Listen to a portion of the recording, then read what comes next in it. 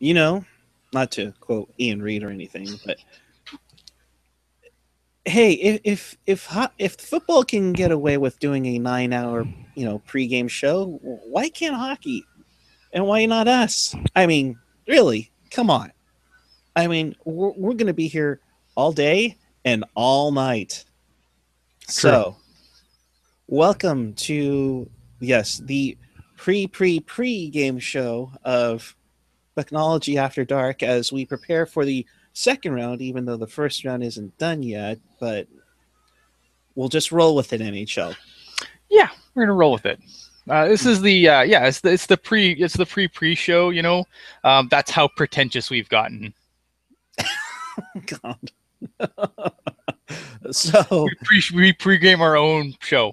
that's right. We'll be previewing the second round matchup of Islanders and Lightning. Not too much because we'll be getting to that tonight. This is kind of a.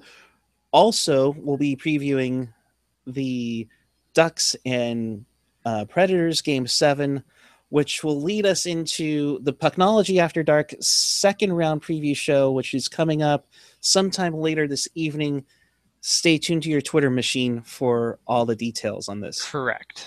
Yes. So just make sure that you stick around. You follow us on Twitter. That's probably more importantly anything. At PuckGuy14, at Pucknology, of course, is the main Twitter handle. At I Read Pucknology. I know, buddy. Here, have a strawberry. Yes, enjoy. Have a strawberry. Have a strawberry, people. How are the little ones, by the way? They're all right. Give me a second here. Yeah, you're good. You're good. I can roll with this for a little bit. I already got one chat right now. My body is ready. Awesome, Vince G. Welcome, everybody. We just it's been 5 days since we've been able to talk. And for those viewers truly who had to go to bed early to get ready for the next day at work, well, I didn't get to enjoy the excitement of having everybody else join in on the excitement of beating the Kings. So I guess very quickly before we go on to round 2 and game 7 of round 1, Ian, what do you think of how everything transpired for the Sharks in round 1? I thought the Sharks, obviously, when the series first started, I picked the Sharks to lose the series, and then Yeah, I went, as the series went on, though, I realized how much of an idiot I am. I thought that, the Sharks did really well. I mean, the Sharks had some things go their way, too. I think losing Alec Martinez was a huge loss for the Kings. It really thinned out that blue line. It basically was Doughty and Muzzin versus the world. And as much as, I like Drew Doughty, there's just no way I think the Kings are going to beat any team with that blue line in the state it was. You got a lot of top end scoring, which is good because a lot of the guys that normally, get criticism as soon as, playoffs start, you get guys like Thornton and Marlowe, they both contributed.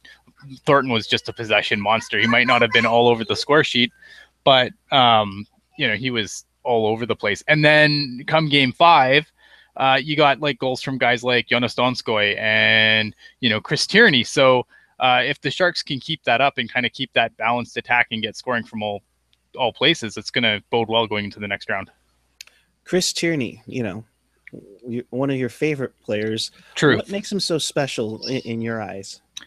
Chris Tierney is a very, very, very smart hockey player. He's got a very, very high hockey IQ.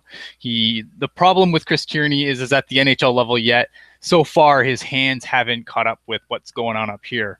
I think that Chris Tierney, he plays a smart game. He doesn't have to be, he can be physical if you need him to. He's not afraid to go and get dirty in the corners, but he's also, I think he has potential to be quite the significant playmaker in the NHL. And I wouldn't be shocked, maybe not anytime soon, but, this guy still has a ceiling that could be, easily a number 2 center in this league with the ceiling. Whether he gets there or not, I don't know, but that's where his ceiling definitely is.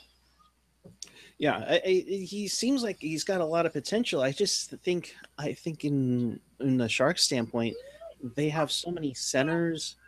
I mean, some of them are playing wing, Mm-hmm. and it just seems like he's just been, it sucks that he's just a fourth line center right now, and I can't wait down the road when he blossoms, when he can be like, I Yeah. can't see him as a first line center, but I mean No. definitely a strong second line center could be potentially.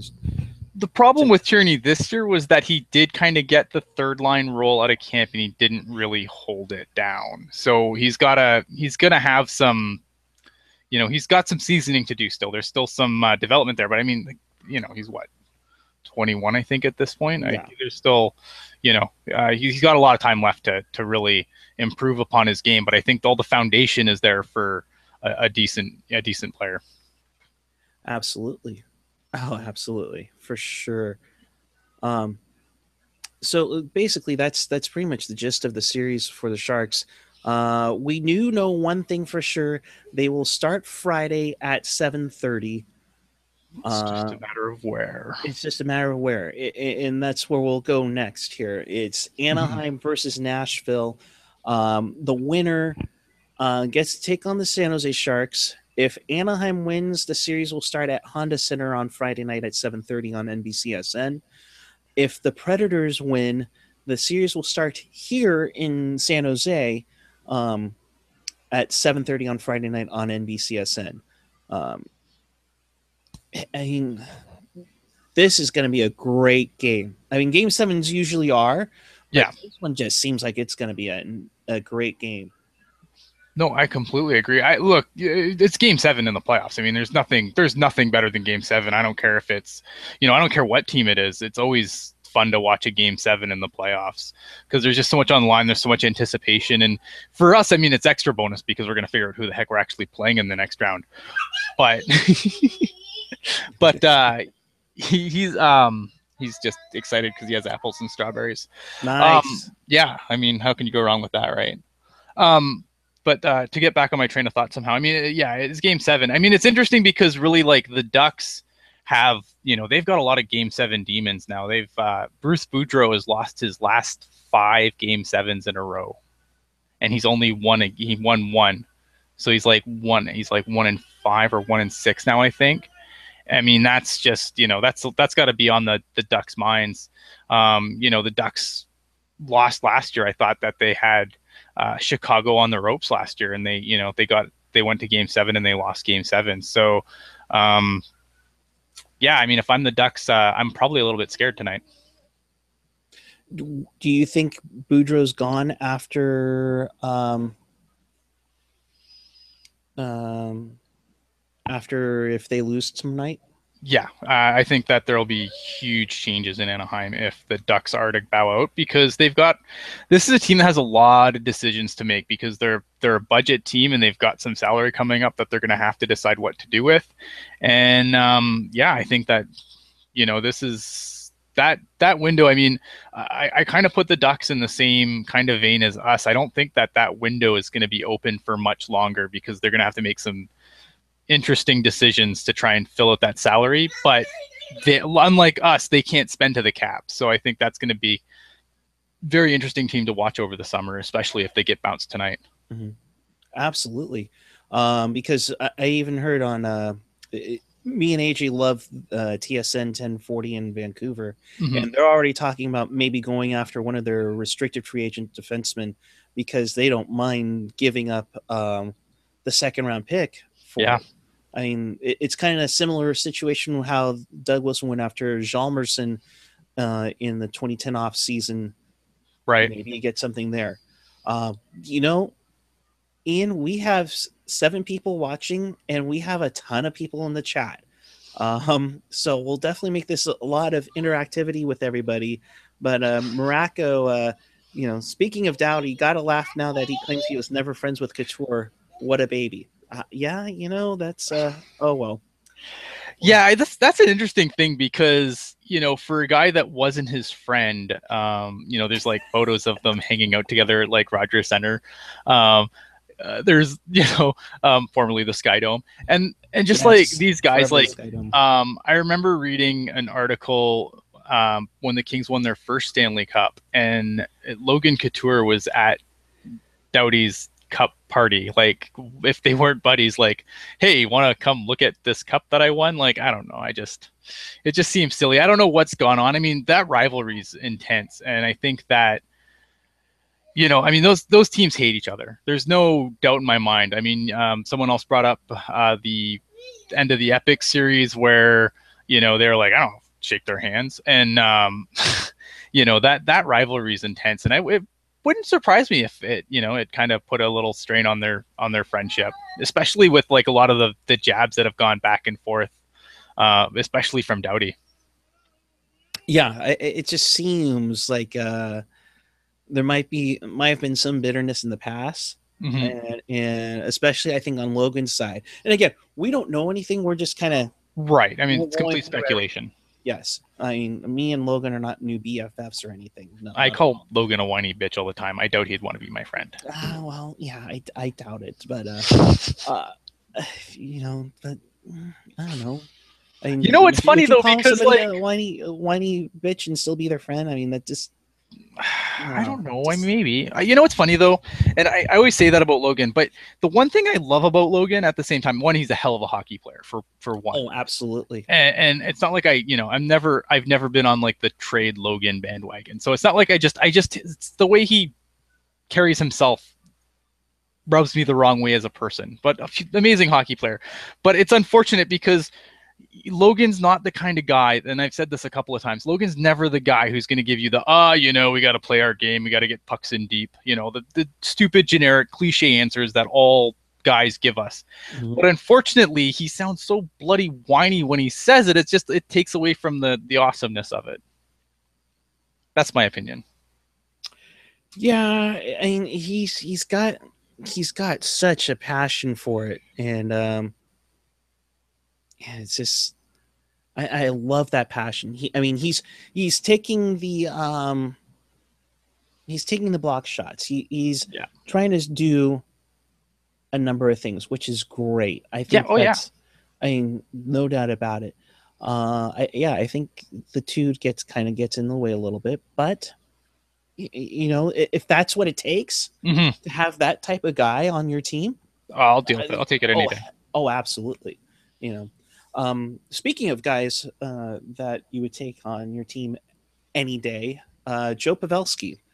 Yeah, he's all right. Yeah, he's just okay. He's okay. He's he's tied for the league scoring, correct? I don't have the numbers in front of me, but I will take your word for it.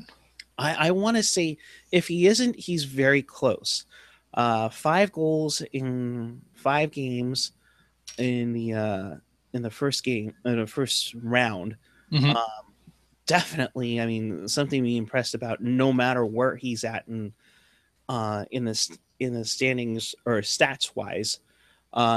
A reason why I bring this up as we get ready for round two is, of course, EA Sports is getting ready to do the cover for NHL 17, and one of the opportunities is to be on the cover for it. Joe Pavelski is one of 8 players you can select to choose from in order to have them uh, uh, on your on your cover. And so, for many of you, if you can just go to on your Twitter and just go to uh, I think it's hashtag NHL17 Pavelski and tweet that out like crazy. And I think tomorrow, Thursday, it counts as a double. So make sure you use the hashtag double, um, and it'll count twice as much. So, all right. And to correct myself, he is tied for first with Tavares and Kucherov uh, in goal scoring. Tavares leads with 9 points overall in the league. Or I'm sorry, Jamie Benn has 10 points. Tavares has 9. Uh, Bernsey has 8 points. He's tied with Kucherov, Riley Smith, Sidney Crosby for fourth in the league in points in this playoff season. I don't know where Ian went, but I think he's taking care of his kids, or he got in trouble for doing a pregame show or a pregame show earlier. Yeah, I think tweets with themselves. You're right, Vince. Jay Clark, Pavelski is always on my cover. Thanks, Photoshop. Yes, absolutely. I I tweeted for myself to be on the cover, and I've gotten a little bit of traction for that. So thank you guys. Well, we were hoping that you would do the national anthems in the game, though. I might. You might be able to convince me to do the national anthems for the game. Now, should I ask for the Canadian version from you tonight? What did I do to deserve that? I didn't pick anybody bad. Maybe, I don't know. I don't know. Did you post them up yet? For there's Chris saying, "Wait, what's all this thing?" It only took the 15 minutes to figure out what we're doing. Chris, what this is we haven't talked hockey in 5 days. So we're kind of breaking down the 2 games beforehand and just giving it a little pre-game beforehand. Well, I'll it's put out the link. It's the pre-show for Yes. the show, because that's how pretentious we've gotten. We have to pre-show our own shows now. It's a hype, nothing but hype. Hype train. Oh man, yeah, I want to be on the cover. That's so. If you guys could just tweet Ian Reed, whatever the tweet is, NHL Ian Reed or whatever it is. I'm kind of surprised there hasn't been one that hasn't started NHL 17 Scott. Man, that'd be great. Yeah. No. Chris is actually tweeting us, "You're not actually intending on doing several hours." No, you never know. You never know. If I could get some traction out of this, maybe we can. But we'll have to get some people to rotate through. Yes, absolutely. Because you got to do Teal to the Glasses tonight with. That's right. Wendell and Rocket. Talk about that. What are you guys are going to be talking about tonight? You know what? A lot of the same things that everybody else is doing. Obviously, we're going to talk about the first round, since we didn't do a show last week because of the game being on. Obviously, we're going to take a look at some predictions for next round. Talk about some of the storylines from the first round. We're going to touch on the Andrew Shaw thing. We're going to touch on the goal, no goal in Minnesota, stuff like that. I mean, it's going to be a fun show. Yeah, no, and by all means, if you haven't listened to Teal Tinted Glasses, if you're on Google Play or iTunes, by all means subscribe. If you don't have that, you can always catch it on Pucknology.net. Yeah, I mean, you can find everything. SoundCloud, all of it. Yeah, Pucknology.net for sure, though. Faux cheesy, part cheesy. I mean, come on. Yes, please. I have hours. J. Clark, yes. Slushy's asking, can I come on, please? School just ended. Slushy, you need to do the homework first, bud. And then yes. And then you need to prep. If you have a lot of Slushy questions, I will try to answer them on the air as long as I go. As long as I can go before tonight. So I've been taking a poll. It's our Craftsman Collision poll question. When should we do our second round preview show? Because we've kind of been up in the air about this, and the choices are on my Twitter at Puckeye14. When do you think it's time to do the Pucknology After Dark second round special? Right now, we have 26 votes left, and we got an hour to go. It's looking right now, 58% say we should go right after Ducks and Preds. 15% say during the third period of Anaheim-Nashville, and 27% say tomorrow after St. Louis and Dallas. Right now, looking like it's probably not going to be tomorrow. Yeah. I think, I mean, as long as I'm done TTG, I'm really indifferent as to when we do it. I think we should go at the end of regulation. Even though, then people can kind of watch and listen to us babble about nothing while we wait We're, for a deciding goal and talk about all the series you don't care about. And then by the time hopefully we hit the Shark series, then you guys will be like, hey, who's going to win? yes, and here's the funny part. Welcome to the fifth overtime of Game 7 between the Ducks and the Predators.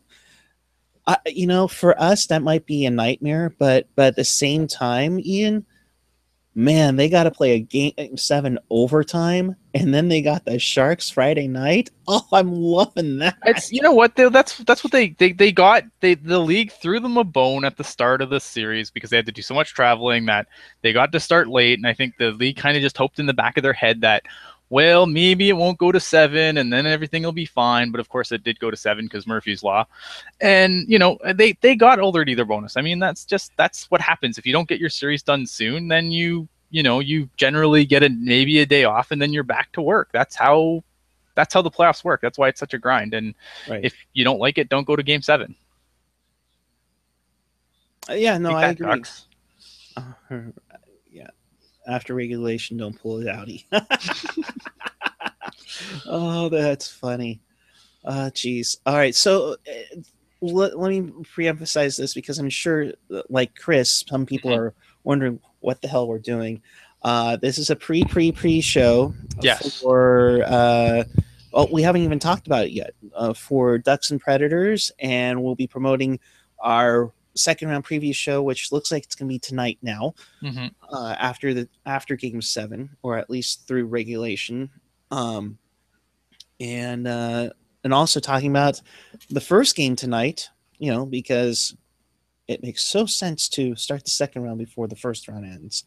But Tampa Bay and the Islanders. Now let's pre-emphasize this. We're just talking about the game. We're not previewing or anything like that. That's for tonight. That's for tonight for Pucknology After Dark. So make sure you stay tuned for that. All 5 people watching. That's right.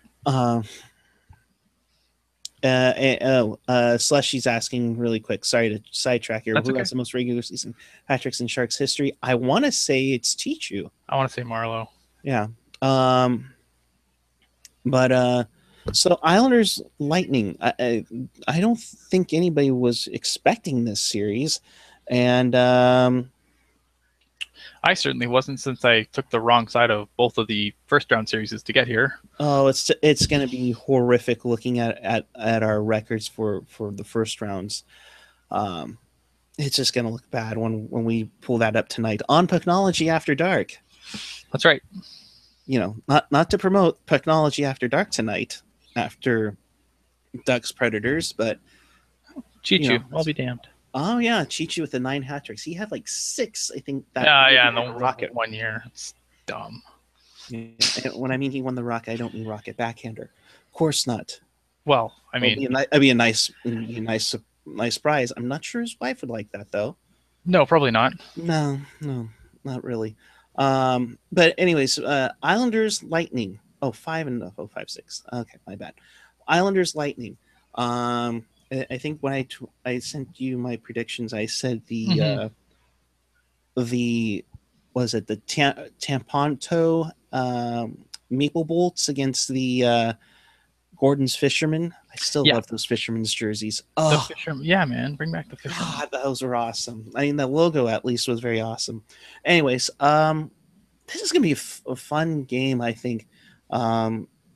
Islanders kind of have a nice groove. They got a couple of days off, and then Tampa basically almost got a week off. They were like the no, Laurel, Temponto. It's a combination of Tampa and Toronto.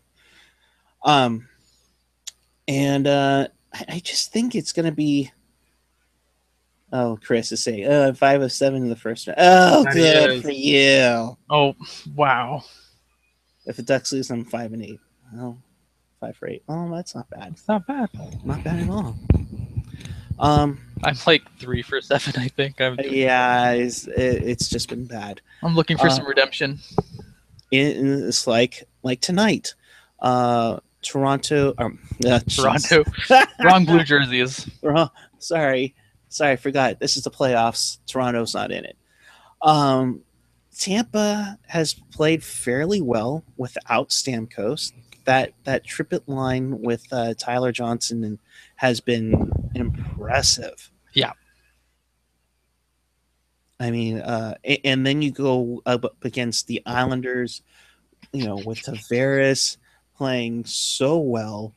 Uh, what? Sorry, inferior quality. Got to go teal tinted Tampax. Oh, jeez. Wow. Wow. All right. It's 2:27 in the afternoon here on the West Coast. We cannot go to after dark, guys and girls. Um, I can't look at the chat. It's Pucknology before dark. Yes. Oh my, that's violent. That is a violation. All right. Anyways, but the Islanders look pretty good too. Yes. With Thomas Greiss, former Shark goaltender Thomas Greiss stood on his head in that first round series. Yeah, I mean, the thing with Tampa Bay, like the Lightning, the reason I took Detroit over the Lightning was because I thought that the injury to Tyler Johnson was worse than it was. And based on what Tyler Johnson was able to do against Detroit in that series, I feel like I'm very vindicated in that pick because Tyler Johnson was just unbelievable in that series. And it's good for the Lightning too because it shows that they're going to be just fine without Stamkos should that happen. I mean, obviously losing Stamkos is a significant deal, but I don't think they're going to be as worse off as everyone thinks they are. The other big thing is, how quickly we forget, Jonathan Drouin, before everyone was talking about how, they got to get this guy out of town. I wonder how quickly everyone wants to get him out of town now in that series. So, I mean, that's kind of my take on the Lightning on how they got to the second round. And that's how I justify my pick. Yeah, I mean, Duran. I mean, for my goodness sakes, he's got a horrible agent, by the way. But he stepped it up. He's making a case for himself. So whenever he wants to get traded, will be somewhat of a beneficial factor, and that would be interesting at the draft too. Yeah. When all that goes down, the draft is going to be very interesting. I'm just not sold he goes anywhere now. I think that winning solves everything, and I think if the Lightning make a good run and Drouin's spearheading it, I think that it might end up being just water under the bridge. It wouldn't be the first time that's happened. It's like I said, winning fixes everything. It's something I've always said when it comes to hockey. Tell me I'm wrong. Okay. Stamkos or Duran gets moved at the draft? I don't think Stamkos is going to move at the draft because I think that if he already has a destination in mind, if you already have a destination in mind, then and that you're that destination, I don't know why you'd want to trade for his rights because you're just basically giving away assets for nothing. And if you are the team that he wants to go to, then why give away assets for someone you can wait 5-6 days for and sign for nothing and not give up any assets for? Because maybe you can make that offer to get a head start on making an offer that you think he can't refuse. I mean, I guess so. I just don't think it makes a whole lot of sense. Drouin, again, it depends on how this playoff. If he disappears in the playoffs or something, then maybe I could see something getting done at the draft for him. But for me, Stamkos, unless you think if you think you can sign him, then I wouldn't throw away assets to get him because again, you can just sign him for nothing. But I guess if you think you can make an honest run at him, then I guess you could try and throw some, just small assets. You're not going to throw anything huge for 5 or 6 days of Steven Stamkos' contract, but maybe I don't see it. Yeah, I just think it's going to be really, really interesting on what happens with Tampa. Same thing with Minnesota. I mean, I don't know what's going to happen with them. Granted, Parisi wasn't in there. They had that was probably the most impressive third periods I've ever seen a team have and end up losing. Yeah. Game 6 against Dallas. I mean, it's just unreal. Minnesota, I mean, I don't know what to make of Minnesota. Like, here's a team, and I know missing Zach Parise kind of, is a scary thing, but this guy is what, 30 now. He's out with a back injury. That's scary. If I'm Minnesota's got a lot of term and money wrapped up into Zach Parise, so I'm nervous now if I'm Minnesota, and I don't know what it is. Like, there's just I don't know what it is. Like, they're the biggest, one of the biggest conundrums in the West, because they're just good enough to make the playoffs, but just not good enough to do much once they get there. And I don't know what you do. I don't know what you change to get them over the hump. Like, I think they have decent enough goaltending. Like, Devin Dubnyk is actually, he can win you a series, I think. They've got the defense. They've got, decent defense. They've got some good pieces up front. I don't know what it is that they need to get over the hump. It's just, they're such a conundrum. Yeah, it just seems so weird. I mean, do you think and do you think Torchetti stays, or does he go back to Iowa, or I what? don't think Torchetti stays. No, the Wild, they got that initial bump from changing the coach, but then they backed into the playoffs, and I think that even though they really shouldn't have had a chance against Dallas, and they probably made the series better than it was, I still feel like they're probably going to want to look and see what's out there for coaches in the summer, and maybe they go back to Torchetti, but I don't think that's their first choice. Yeah, I quite agree. If you're just joining us, it's a little after 2:30, and you are tuned into Pucknology After Dark's pre-game show for Game One of Islanders Lightning and Ducks and Predators Game 7, which after Ducks and Preds, you'll join us for Pucknology After Dark, our second round preview show. Um, Break down which all the we picks. will break down completely our picks for the first round. Somebody will be laughing, somebody will be hiding, somebody will have an AOL connection and pretend not to hear it. So, That's true. I mean, come on, that makes all sense. Um, So let's talk about the Islanders, I think, because that's the other half of, we kind of touched on the Lightning a little yeah, bit. Let's talk about the Islanders and their first round series with the Florida Panthers. What's your thoughts there? Islanders, I like them. I mean, I think they have a good defensive core with Boychuk and Letty, and I know Hickey's cousin. She's a longtime Maple Leafs and Marlies fan. So Laura Hickey, hello. If you're watching, go come. And it just seems like they got a strong defensive core. They have some decent scoring. Tavares is lighting up like crazy. Yeah. The only concern for me would be in goaltending is if Grice can keep this up. Yeah, I mean, Grace, it's funny, because like a lot of the talk, obviously, in some of the circles that I talk Sharks in, is like, why didn't the Sharks keep Grace? And my answer to that is that Grace never pushed his starter in San Jose. And yes, I realize that he didn't. He only played 15 games here and there, but he never pushed Nabokov. He never pushed Niemi, and Stalock just caught lightning in a bottle and actually did. Like, there was never a time. Like, I know you can go back and have revisionist history on it, but there was never a time where I looked at the Sharks and I said, "Oh, you know what? This series is kind of going south. It's time to put Grice in net." Like, it was just never a thought that ever crossed my mind. And so I think that because Stalock was able to push, it kind of made Grice a little expendable, because he never really had that push, and they had guys in the system that they had to bring up, and Grice was just the unfortunate casualty of that. And I think that maybe different teams, different goalie coaches probably helped him as well. But going back to the Islanders, I just feel like Tavares just kind of willed them through that series, and I'm happy to see the Islanders get over the hump. I think that I still think the Panthers were probably the better team in that series. I just don't think that they were ready for prime time yet.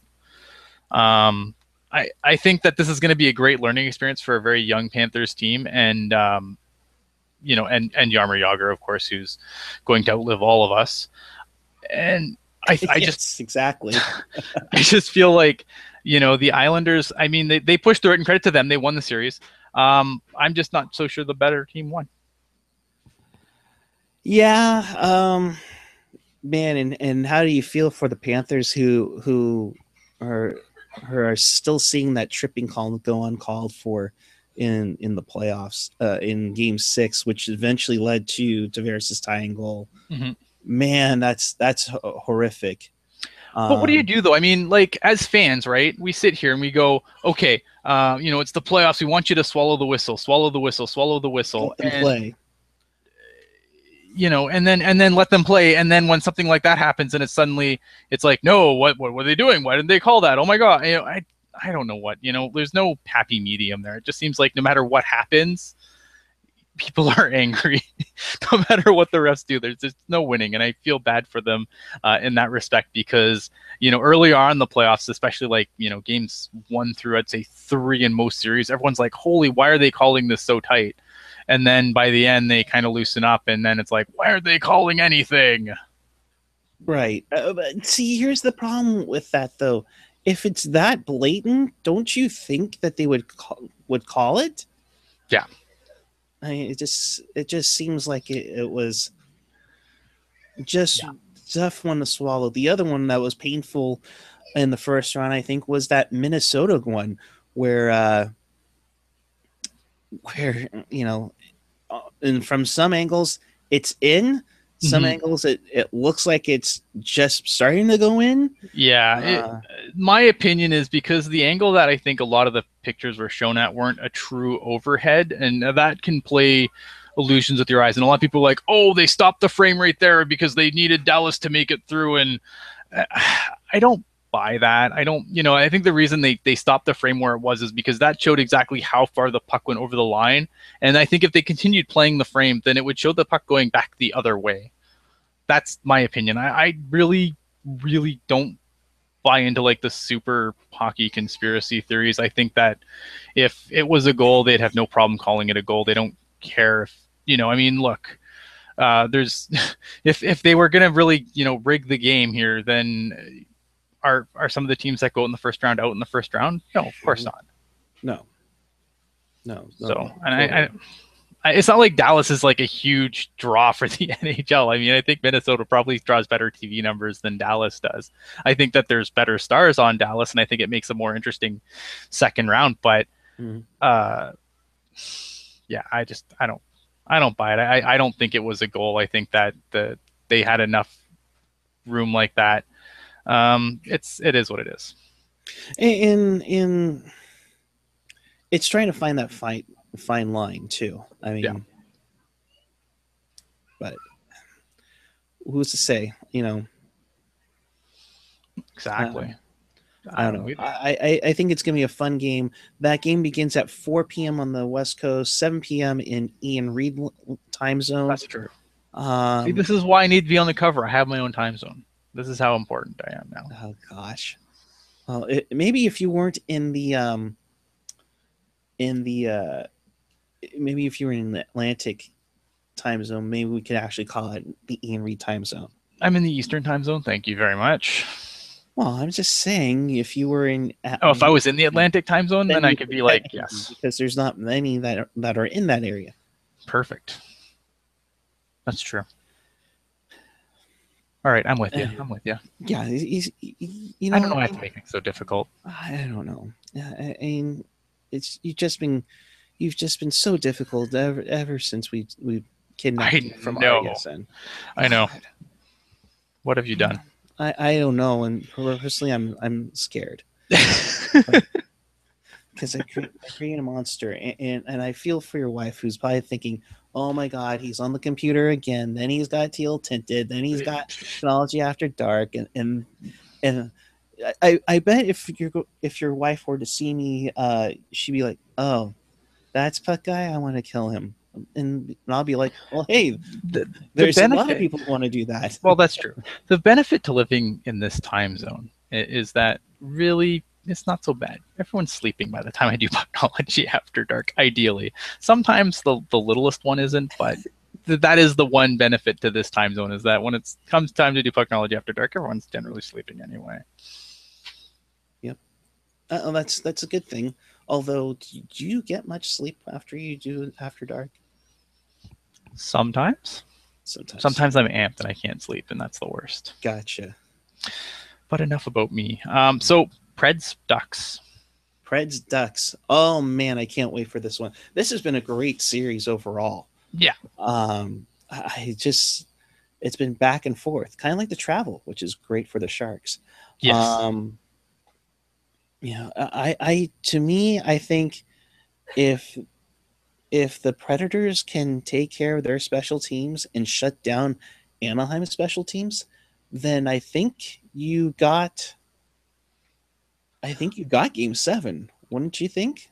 I mean, both their power plays this series have been completely anemic. I think I want to say Nashville's like 4% on the power play, and I think Anaheim's like 13% on the power play. I wrote an article actually about this on Pucknology. It ended up being a lot longer than I wanted to be. So if you actually read through it all, kudos to you. Because when I finished it, I was like, oh, that was long. You could have just taken out all my comments for the. I think that it's a good series. Look, I'm really indifferent to who the Sharks play next round. I think that they really have a good shot at making it to the conference finals, I think, regardless of who they play. Especially if they can play like they did against LA, I think that game plan works perfectly against the Ducks. I think they're going to have to muck it up a little bit if they play the Predators, because the Predators are they're a little more stingy, and they're not going to give you stupid power plays like the Ducks or Kings will. I think if I had my way, I feel like the Predators may be the better opponent for the Sharks, and I say that because I feel like Pekka Rinne can't voodoo us in a 7-game series. I think that he can mess us up a little bit first, but on the Duck side, you have Corey Perry, who at some point is going to wake up. I can't help but think that at some point Corey Perry is going to wake up, and that offense is rolling pretty decently. I think that down the middle, I feel like we will really mangle the Predators. I feel like the Predators are having a hard time winning faceoffs in this series. I think they'll have the same problem against us.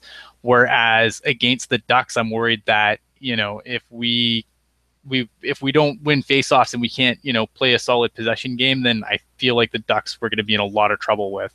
Mm-hmm. So I'm kind of nervous, but yeah, I feel like Nashville. I just feel like the Pekka Rinne jinx just can't work for a whole series. AJ, it's a pre-game show for the first 2 games before Pucknology After Dark tonight. Just throwing that out there. Although some people are challenging me to go 9 straight hours, so we'll see how we go. Ian definitely can't do that. I can eat at some point. I have to do a podcast. I got to do this show. I got to do that show. I got to actually watch some hockey so I know what I'm talking about. Yes. Pre-game. Yes. But the reason why was a couple people were asking us to talk about it. Yes, AJ, seriously. But it's gonna be a fun game tonight. I think in like Drew's, or where was it? Vince said it actually. Mm-hmm. I'm sorry. Fast start is key for the Preds. If they could put a couple on the board early and let them doubt and let this doubt settle into that building, that might be enough. And Anaheim's had some tough goes with 7-game series with Game 7s at home. Last year they lost to Chicago in the Western Conference Final, Game 7. Oh boy. AJ's giving us the Judge Judy roll eyes. That's fine. All right. He could come, AJ, come on if you want. By all means. Anyways, and then the year before they lost in 7 to Los Angeles. Right. Yeah, I mean, 7. Like I said, Bruce Boudreau has coached teams to 5 straight Game 7 losses. Unreal. I mean, that's just, which is part of the reason as to why if if they don't, if you don't get it tonight, could we it's okay, I'll come on the other 3 shows we're doing today. Oh, all right. All right, sounds good. All right. But speaking of which, and I'll throw this out to all my Pucknology crew, if you guys want to come on, the link is in the DM. We can get you on for sure. I was going to actually do the 9-hour marathon. We can do the 9-hour Someone has to take my spot. I mean, I can't sit here forever. No, we can't do that. We can't do that. So, anyways, but I mean, 5 game 7 losses. I mean, that's just rough. And I wonder, because in San Diego, the Ducks minor league team has Dallas Aikens, and I'm wondering, I gotta stop looking at the DM. Yeah. If Dallas Aikens is the guy that comes in and takes over. That'd be interesting. Actually, that's a good point, because he's an assistant there now. He's the head coach of he's the head coach in the American Hockey League of the Gulls, correct. Yeah, that'd be interesting to see, because I think that he's a guy who definitely probably should get another crack at the NHL. So I think that's an interesting thought, that he could be brought in as the kind of the heir apparent and kind of just marinate down in the AHL. Wouldn't surprise me. I'm curious to see what the Ducks do if they are unsuccessful. I mean, I think the Predators, if they're unsuccessful, it's, keep on keeping on. I think that there's not really much that the Predators can do to change their team significantly. I mean, they went all in, they traded Seth Jones for Ryan Johansson. I think that's worked out for them so far, I think. And so I'm not sure, I don't think the Predators are going to have like a huge crisis of confidence if they lose this game. I think this is the first time they've ever played in a game 7. The Ducks, on the other hand, I mean, the Ducks were the favored team here. Like there's no expectations on the Predators. The Ducks were the team to beat going into the playoffs. They were the best team in the second half of the season. And I think that, it is what it is. Oh, apparently we can only hang out for 4 hours, says Chris. Oh, dang it. Oh, well, I guess that means you'll actually have to watch hockey games. Yes. For the last 15 shows. Yes, that's true. I could do that and host at the same time, AJ. Absolutely. This is what happens when you're psyched for hockey and you have the next 2 days off. Oh, Vince actually brings up another good point when you're talking about coaches for the Ducks. Sorry to cut you off there, but Paul McLean is also on that coaching staff, and that's what I was thinking because I knew there was a name on the assistant coaching staff. So I'd be curious to see if Paul McLean. There's another guy who could take over. Definite coaching experience. I don't think there are nearly enough Walruses coaching in the NHL right now. So we need to get another head coach that's a Walrus, and you could bring up Dallas Eakin, maybe as an assistant there. I think the Gulls did okay. I mean, the Gulls, I don't remember how the Gulls did this year, honestly. They had an okay team. Like, they had a mediocre team. It wasn't anything to write home about, but it had some punch in until they called it all up to the NHL. Right. Absolutely.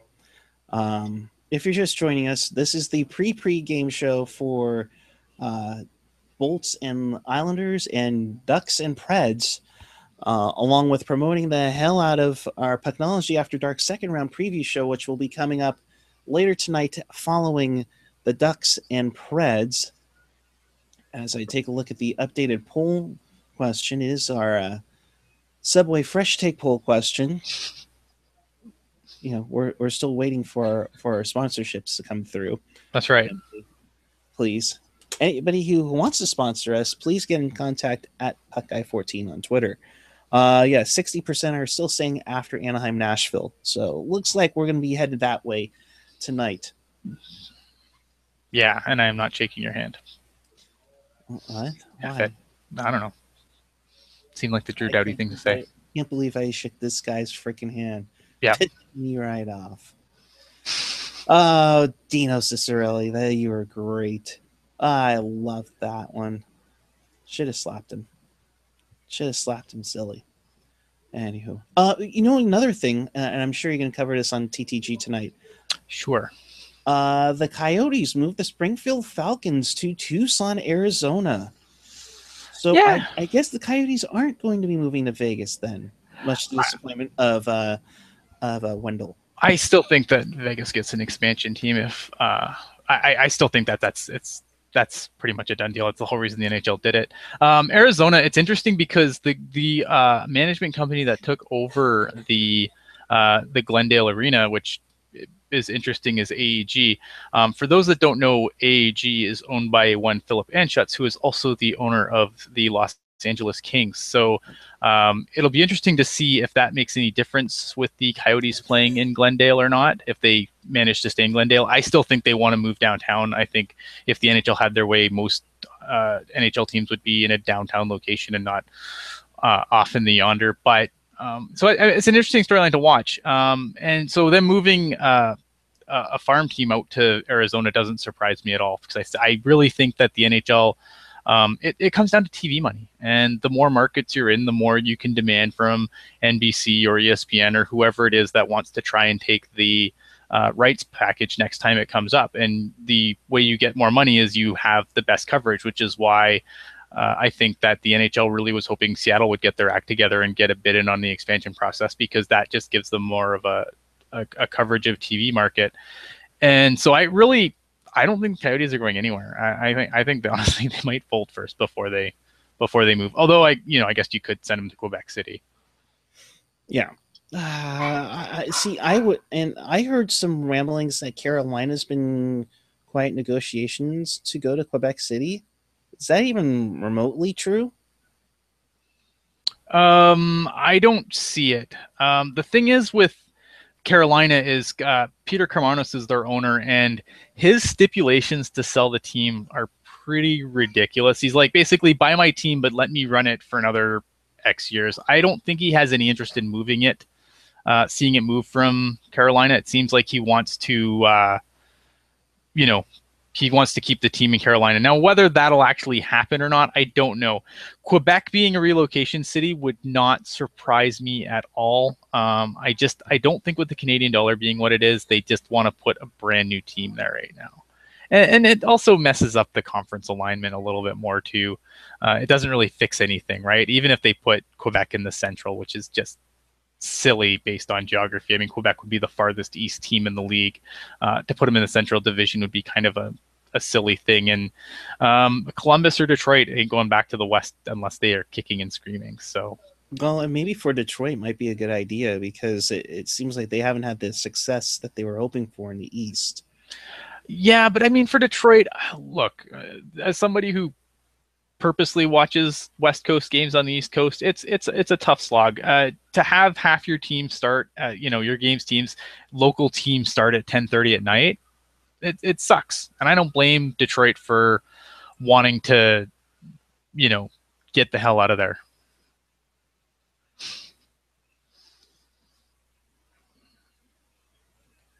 There we go. Hello. Hi, Ian. Hi, how you doing? He says, how you doing? Good. Good. All right. So I think we might go to Home Depot or something. Okay. If that, just bring the puppies over. We're just shooting it pregame stuff right now till later tonight for the Pucknology After Dark second round preview show. The pregame show. Yes, you are watching the Pucknology After Dark. Well, not really the After Dark. Oh, no. Show. Oh, yeah! And joining us from beautiful, San Diego? Yeah, we're on the UCSD campus. Nice. Landy, did you get a haircut? I did, yeah. Very nice. Sharp. Very nice. I refuse to get my haircut. I'm growing playoff hair. You're growing playoff hair? Hey, look! This is 2 weeks in, guys. I mean, I must say, nice. this is pretty fancy. I can't grow facial hair. It sucks. So I have to grow playoff hair. I'm going to cut my hair after the playoffs. It's crazy right now. Oh, we're gonna see you get a Yager mullet if this keeps up. It's gonna happen. Oh, sweet. Sweet. Anyways, Landy, how are you, bud?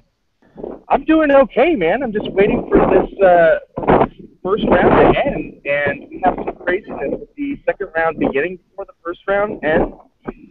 I mean, just a little confused, I guess. And hey, I don't know. I guess the NHL likes to throw us curveballs every once in a while. Well, it's one of those weird things where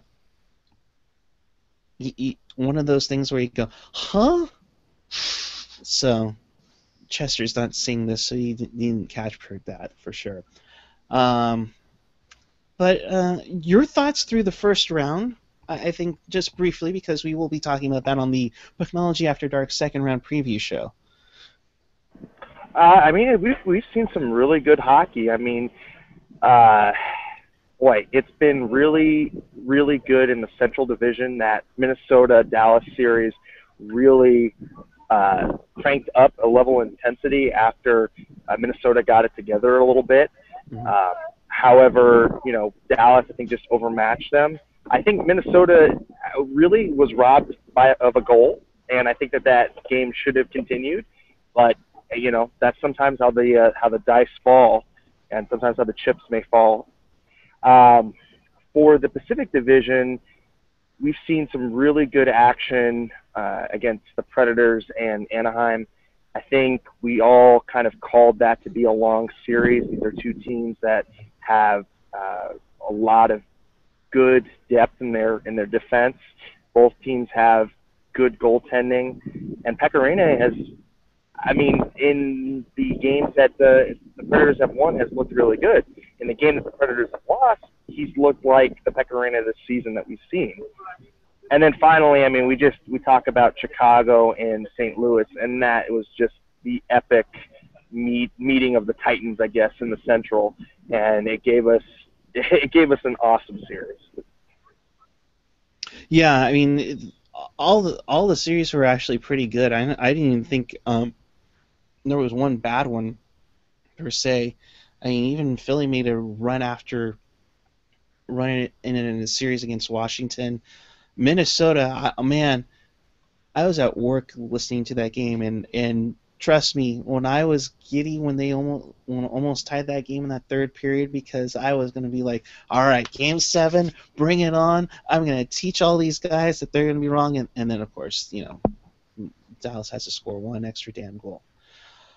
But yeah. I mean, parallax view be damned, but that was a goal. I mean, I don't know how the NHL did not see that and didn't call it, but that was a goal. It clearly went over the line, and people were saying, "Oh, it was photoshopped," or "Oh, it was parallax view," or whatever. No, that they just missed it.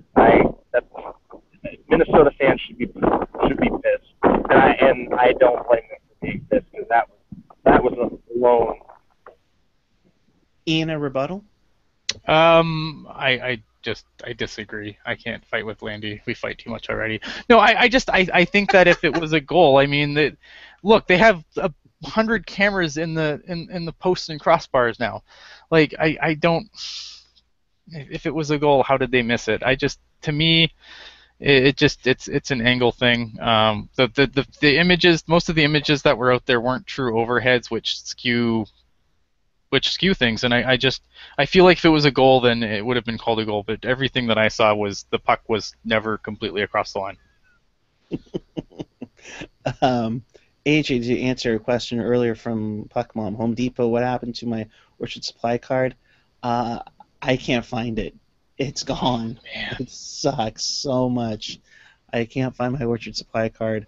Yeah, it should be really pissed. The guys who chose many their picks. Hey, it wasn't that bad. I had a comeback in there, for sure. Yeah, you did have a comeback, but it was Minnesota versus Dallas. I mean, I don't think we saw this thing going any other way than this. I mean, I picked Dallas in 3 because it looked like it was going to be a train wreck. But hey, give credit to Minnesota, man. They hung in there and they made it a series. Yeah, I mean, without Parisi, who I'll be honest, I totally forgot Parisi wasn't going to be playing in the series. So if I'd known that, I probably would have picked Minnesota. But your thoughts on Ducks and Predators tonight, Landy? I mean, this one's going to be a good one, and And for the sake of our sanity, let's hope we're on the air for during overtime because get them even more tired. I don't care who wins if it goes into overtime. Just get them more tired. Yeah, let's have Shea Weber and Corey Perry, have a spontaneous combustion in the middle of the ice and have them miss, the rest of the playoffs. Right. I'm not, I'm not asking for injuries, but hey, you know what? I have seen stranger things. In all seriousness, though, I mean, I've got the Predators in 7 in this game. I just think that the amount of hockey that Anaheim has played and of the amount of comeback hockey because of where they started out early in the season, I think it's going to come back to haunt them. And I think we're going to see a tired Anaheim squad tonight. And I think they're going to lose the Game 7, that beast that, the beast that they can't slay, the Game 7 on home ice. I don't think they're going to be able to pull it out tonight, guys. Yeah, it's just a tough one to take, but yeah, and like some people said, I think even AJ said it before. Can Corey Perry score a freaking goal tonight? Yeah. If he doesn't, I mean, do you start doing trade bait for Corey Perry to keep your restricted free agents around? That's for damn sure. I mean, I don't know if it's more a problem of Perry being hurt and we're just not knowing anything about it. I mean, the guy could have, a fractured wrist, or could be playing with something in his shoulder, that's making his shooting power really go down, or something messing with his accuracy. But we haven't seen Corey Perry go through this kind of a slump in a long time. Normally he's really lights out. And that just goes to show you how lucky the Sharks were to get out in 5 games. I mean, if the Sharks would have gone 6 or 7 games, I mean, just think about how beat up we would be. Instead, we won in 5 games, and we've had some rest. And the guys, it seems like they're keeping up. But for an older team, we're really lucky that it only went 5. I'll just add this. I got a jet in a couple of minutes, but I'm going to add this. The other interesting thing when you talk about salary cap and you talk about the Ducks is what are they going to do about their goaltending? Because John Gibson is the goalie of the future, and I understand that Gibson's, I think he's like 2021, I think at this point. But he got the start in this series, and the series turned around when Anderson went back in net. And I think that's going to be the interesting thing now, is because they've already extended Gibson for not a huge amount of money, but I think Frederik Andersen is going to get a decent payday this offseason as well. And I'm just curious to see, like, do they stay the course and let Andersen walk and and hope that Gibson becomes that guy, or what do they do? I think that's going to be the really interesting thing about the Ducks this summer. Toronto Maple Leafs paging the Toronto Maple Leafs. Yeah, there's one. I mean, there's one way there. I mean, I can almost see the Senators, the Flames. I think Peter Mrazek in Detroit. I think he's the heir apparent to Jimmy Howard, in my opinion. There's another guy who There's another team where I don't know what they do, because I thought Mrazek was better than Howard most of the year, and then Howard kind of got hot going into the playoffs, and then Mrazek had to come in. I thought, well, Mrazek went in, that series got a lot closer. It's going to be an interesting offseason for goalies, because I feel like there's a lot of goalies and not a lot of chairs when the music stops. Agreed. And then these are all goalies that, haven't necessarily had the pedigree of a Henrik Lundqvist or the pedigree of a Jonathan Quick, and you're seeing that old guard starting to phase out a little bit. So, it's a little interesting. It's kind of the year of the up-and-coming goaltender. I mean, look at Martin Jones. I mean, he took the number 1 spot, and he was an up-and-coming goalie and really solidified himself. So these are going to be goaltenders that rebuilding teams are really going to want to take a look at, because they're young and they don't really have much playoff experience, but you can build them into a younger kind of core team. Whereas I think a veteran-laden team would look at a more, more proven commodity. And these aren't proven commodities. All right, guys. Well, I need to jet, so for everyone dinner for Jen. Yes. So anyway, listen. TTG out tomorrow. Pucknology After Dark, obviously tonight.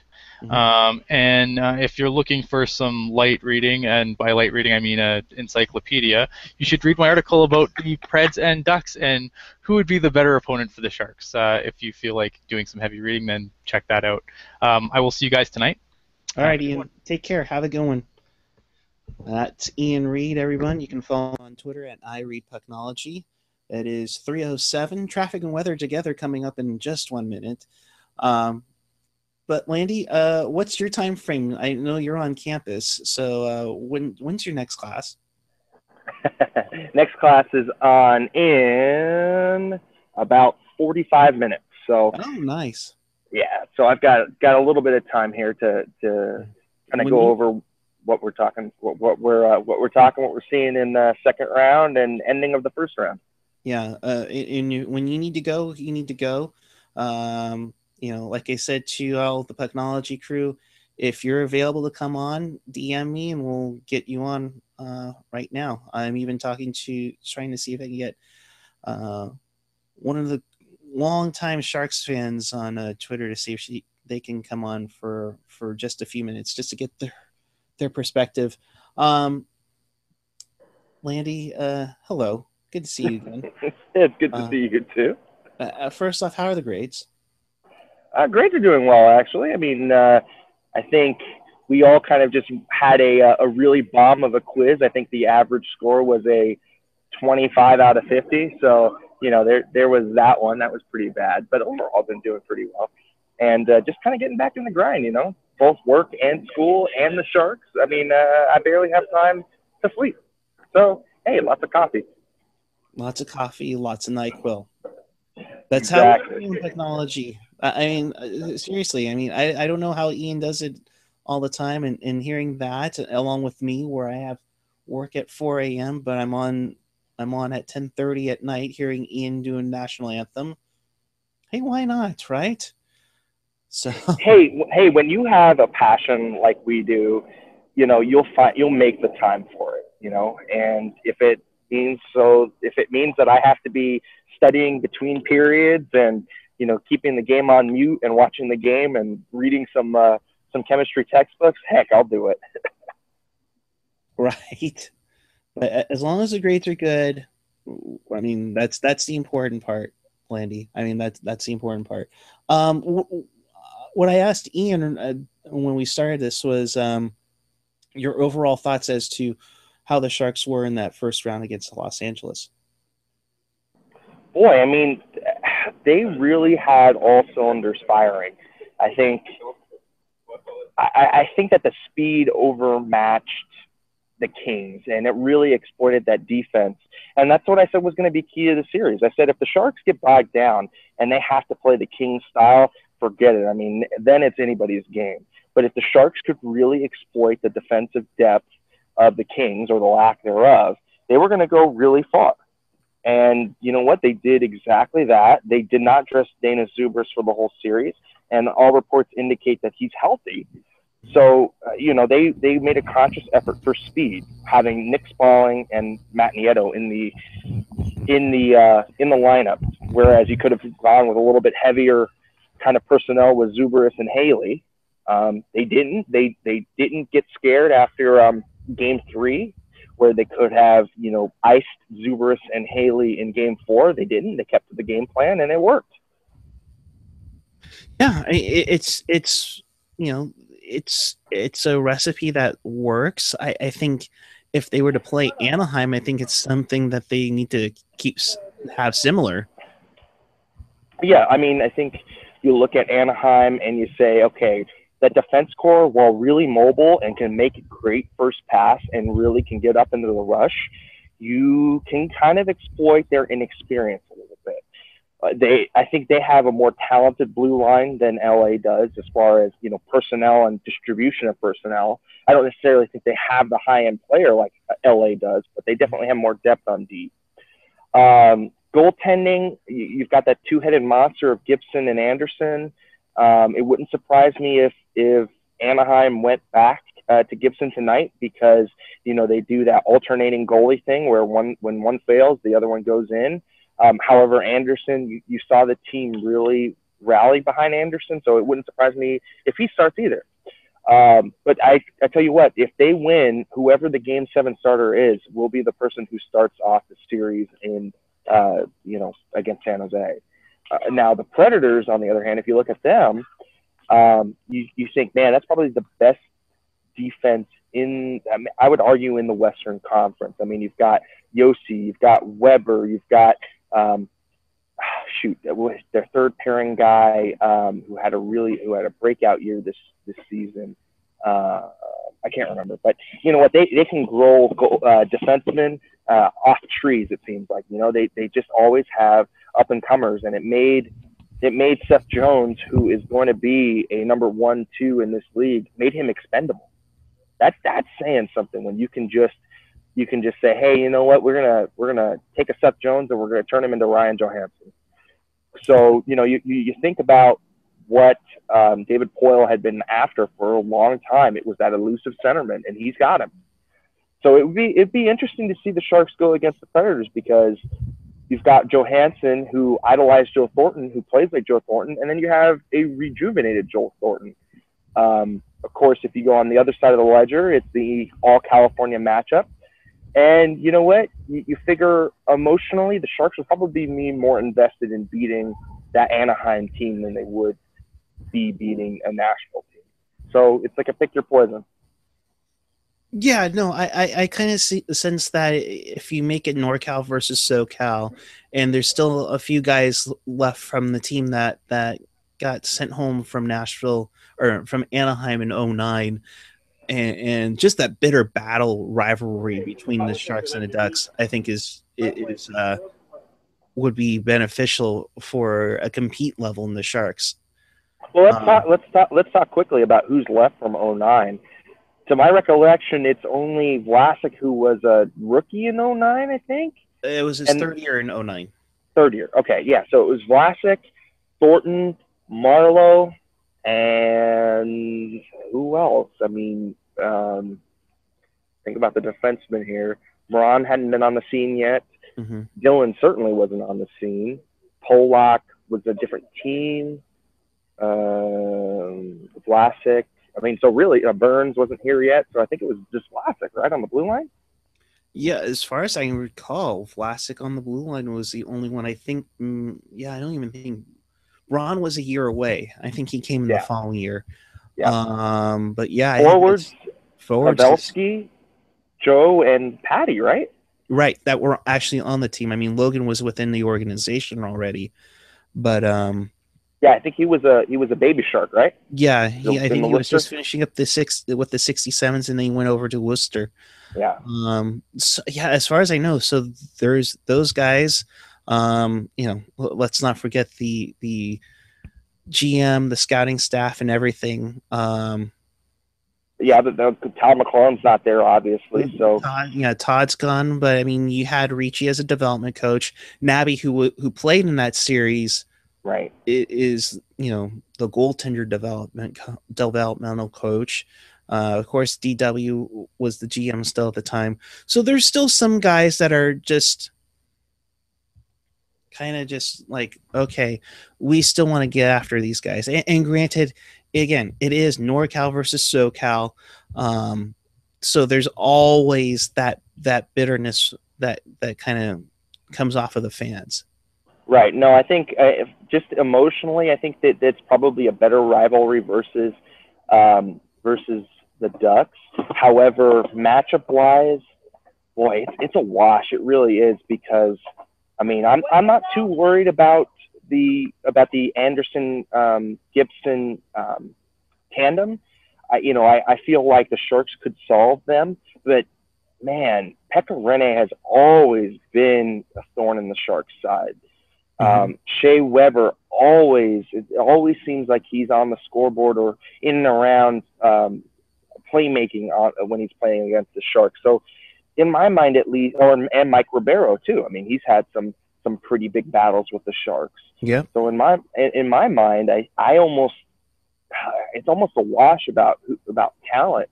I mean, you look in the Anaheim side, you have Getzlaf, you have Raquel, you have Kessler. You have Perry, but Perry hasn't been doing so well. You have their Finn, Vatanen, right? Or is that no? And then I'm also thinking about one of their forwards as well. But you think about Anaheim, their forward depth is probably better than the Predators' depth. It's comparable to the Sharks. I still like the Sharks roster a little bit better than I like the Ducks roster. But really, I mean, if you circle one person who you want to exploit, it'd be Kevin Bieksa. I think he's the defenseman that you try and exploit, and you try and get that Thornton Pavelski hurdle line out against Kevin Bieksa and whoever he's paired with. So we'll see if Bruce Boudreau maybe shelters him a little bit. But just thinking about it, at this point, I'd probably rather take the Ducks than I would the Predators. But that's only because I just think about that Pekka Rinne that's looming in the background. Yeah, I mean, although Pekka seems like he's been isn't completely a wall/robot. It just seems like he's been calmed down a bit in this series, and that's without Corey Perry scoring a goal. And speaking of scoring, well, I see his icon. He hasn't said anything yet, which is always scary. But it just seems like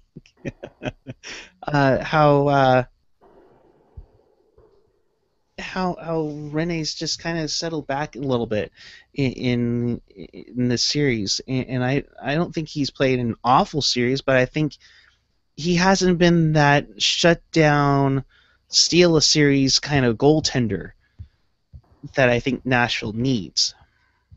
No, agreed. I mean, when Nashville is firing on all cylinders, it means that their defense is moving the puck out of their own zone really quickly. It means that they're able to pinch and be aggressive, and if they do give up that odd man rush here and there, they have Pekka to bail them out. When Pekka is not working, then they have to play a little bit more passive. Then their forwards can't have an aggressive forecheck, as aggressive as it normally would be. So, it's a tale of two teams. It's when Pekka Rinne is on his game, the team just responds better. But when he's not, it's touch and go. Yeah, no.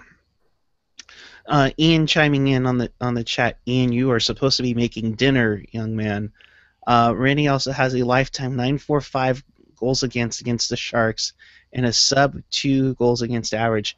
Holy crap! Yeah, that's why I said Pekka Rinne is a stone-cold shark killer. He always has been, and that's what really bothers me.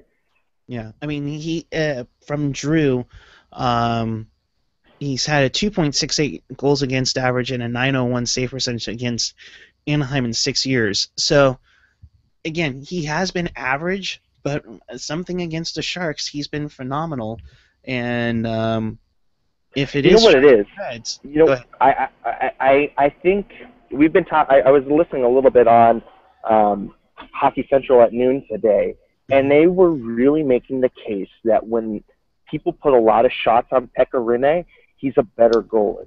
And the Sharks system has always been shots on goal. Doesn't matter whether or not it's a high percentage play or a low percentage play, it's always shots on goal. So I think that feeds into his style, and that wouldn't surprise me if that's why he does better against the Sharks, because they've always been a shoot-first team. Mm-hmm.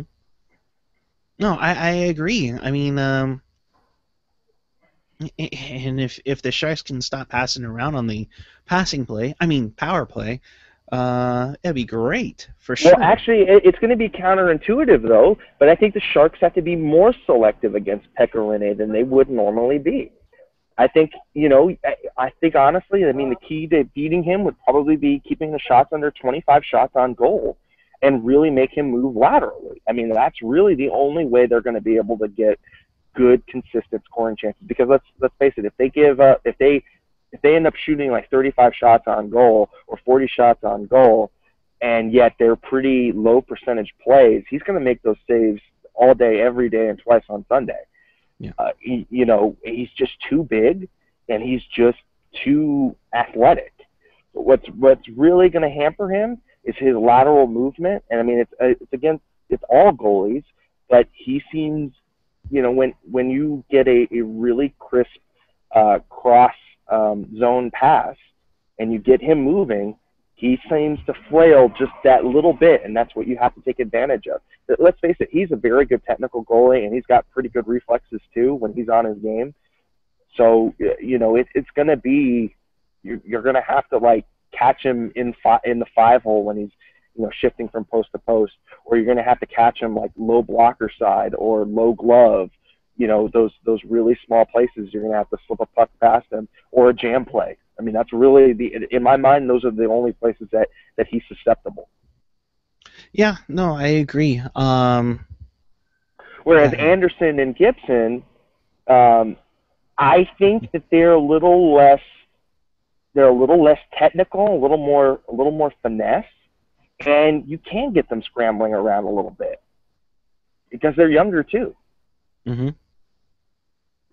So if we're looking at, I agree. I think Anderson and Gibson don't have quite as nearly as the playoff pedigree, but then at the same time, neither has Rene, because Nashville's only won 2 playoff series in their team history, and right, never gotten out of the second round, I think. Right.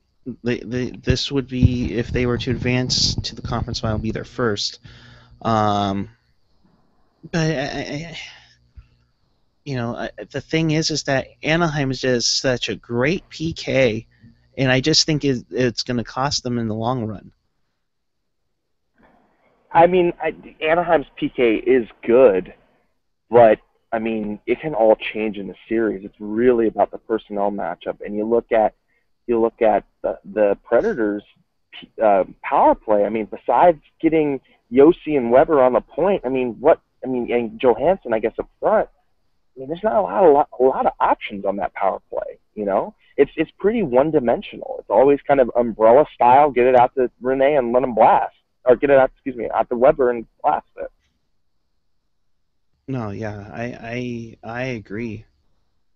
So it's really, it really is pick your poison. Do you want the team that's probably got more depth on forward versus the team that's got more depth on defense, and the team that's had a goalie that's consistently stonewalled you, or a team that doesn't know what direction they're going in goal?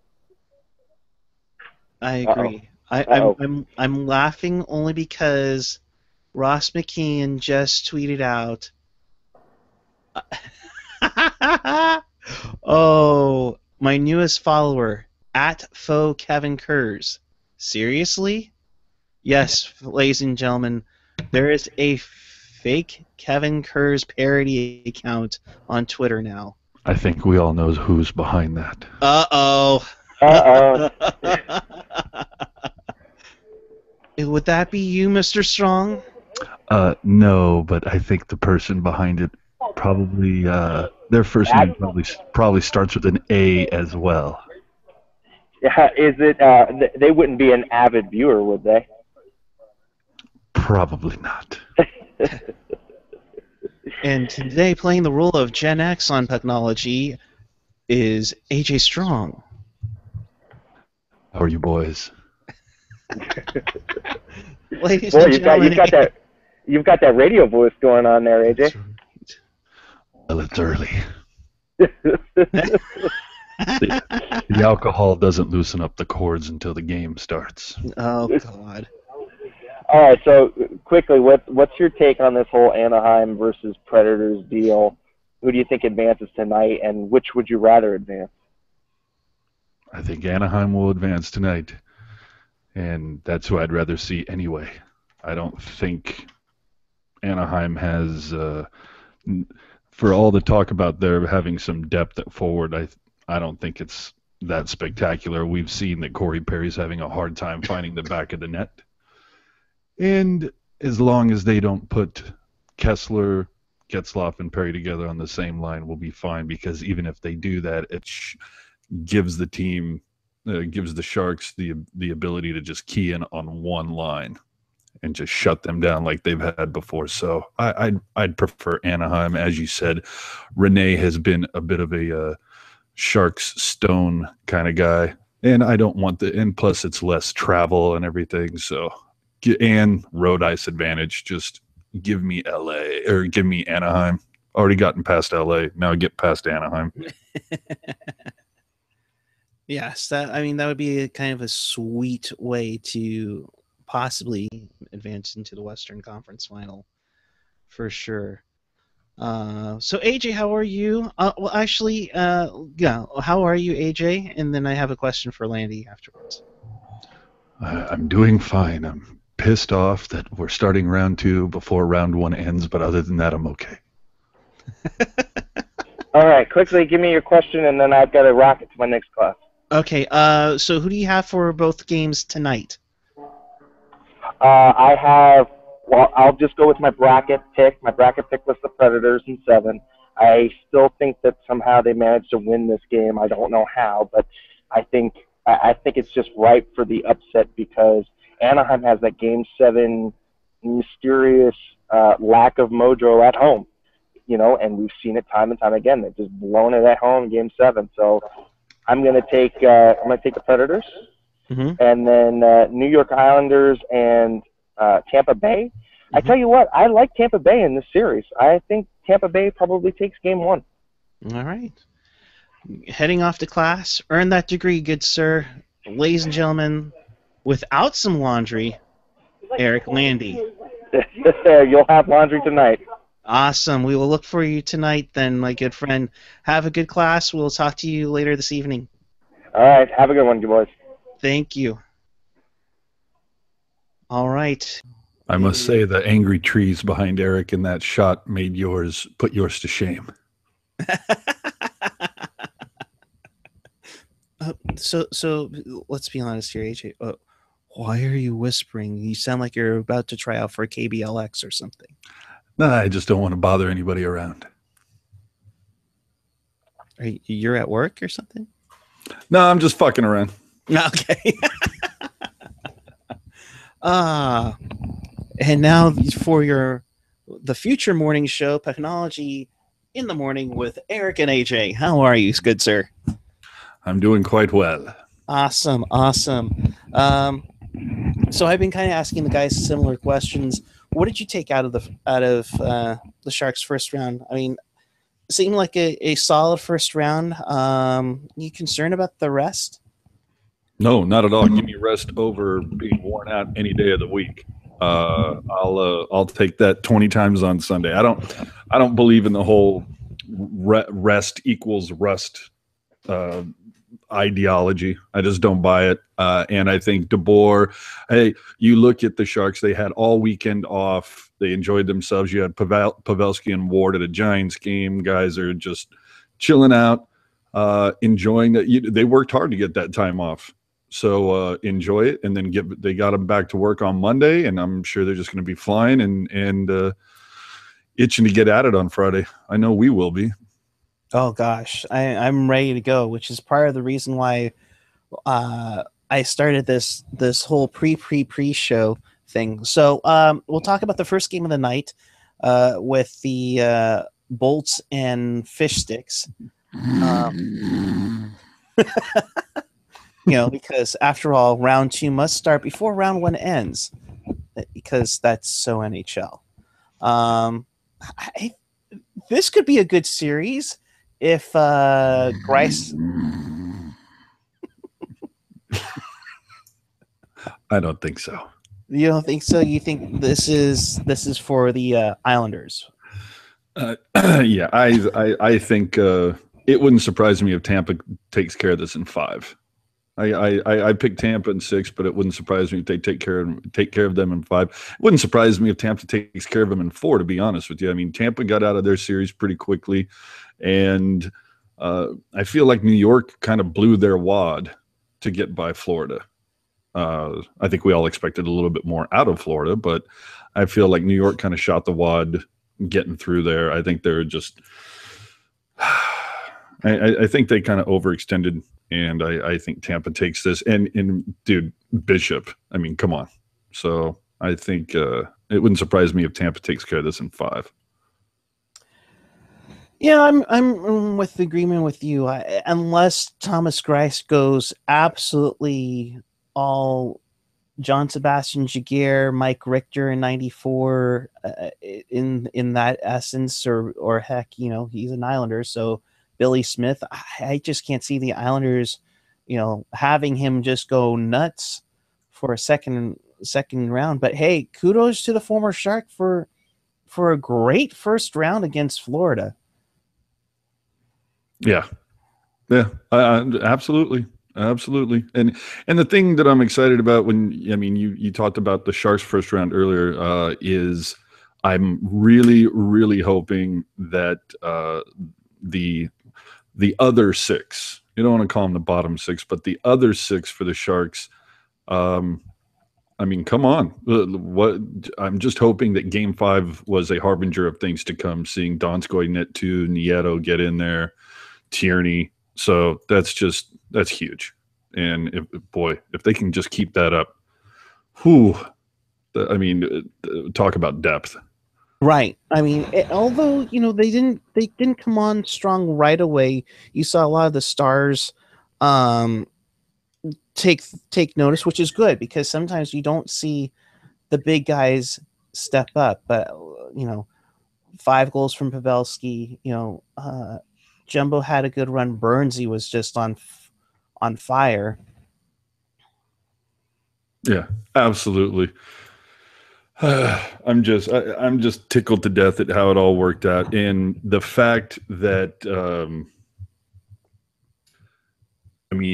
for all the stuff that we had heard going into that series about how Doughty for Norris, this, that, and the other, just kept on saying Doughty for Norris, and to see the numbers that he put up were atrocious in that round. Pavelski schooled him a couple times. It was just, and I don't know. I know from what I understand, those votes go in before the playoffs start. So it really doesn't matter what happens in the playoffs. But, maybe that if Burns can follow this season up with something good next season, maybe that lends a little bit of a weight to the votes next year. I think that would be nice. But as long as they just keep rolling and stay balanced like they have, that's the thing that I really appreciated from DeBoer.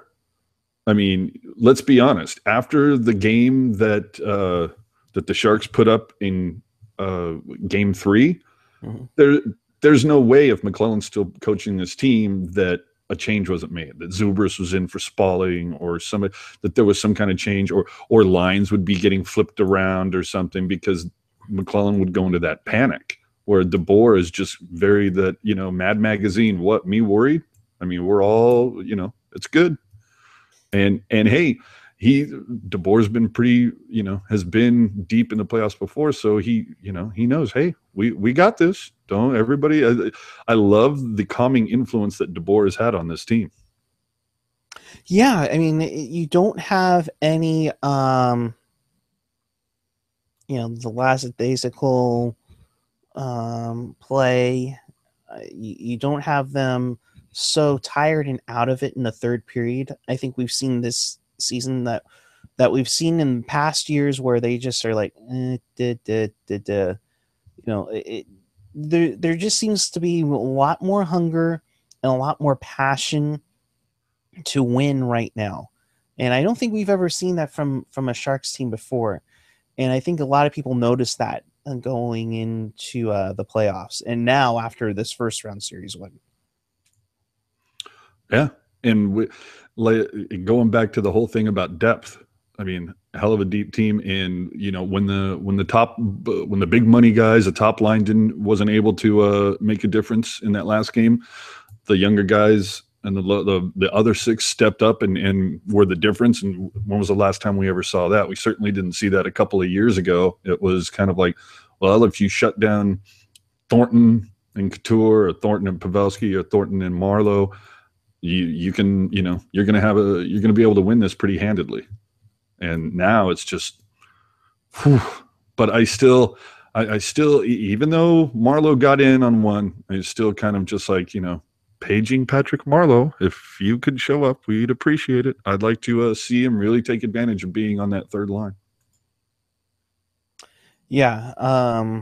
If Patty can get going, I mean, that would be huge. I mean, we saw what he did when he got moved to center early in the season, and all of a sudden his game came around. And I'm surprised it hasn't happened. Now, granted, maybe it's just the line mates or something, but I would like to see that happen. Maybe we just need to, I guess we just need to start some trade rumors again, because that seemed to pep his game up over this season. So we need some insiders and reporters to start mentioning how horrible he is. You know what would be better? Let's just have Rona call him gutless again, and then we're in good shape. Yeah, I'll take it. I mean, right? I mean, why not at this point? I would so take it. Yes, absolutely. It is 3:37 here on the West Coast. You are tuned into Pucknology After Dark on YouTube. This is your pre-game show, getting you ready for Bolts and Islanders and Ducks and Preds. That one is a Game 7. After Game 7, you can join us for Pucknology After Dark. We'll have a full second-round preview show with all of your favorite Pucknology personalities, including AJ Strong, for sure. We know for favorite personalities. Well, all your favorite Pucknology personalities. And me. Oh, no. Trust me.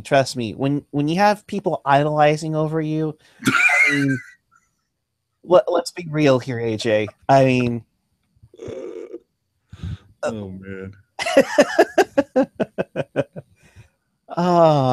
It's been a crazy year and a half since we started figuring all this out, and it's been hilarious how this has all transpired. And just as we were talking about how great you are, Slushy's back on. Oh, shit. I gotta go, man.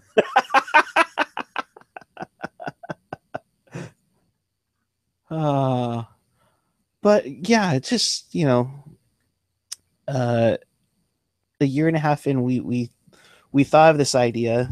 Gentry and I started taping it as we were heading back to San Pedro Square early on, and then January came around, and now we're doing this, and we've gone 87 for 87. Is that right? Yeah, we've gone 87 for 87 this year. Yeah, easy. Haven't missed one. Haven't missed one, and we aren't going to miss one. Man,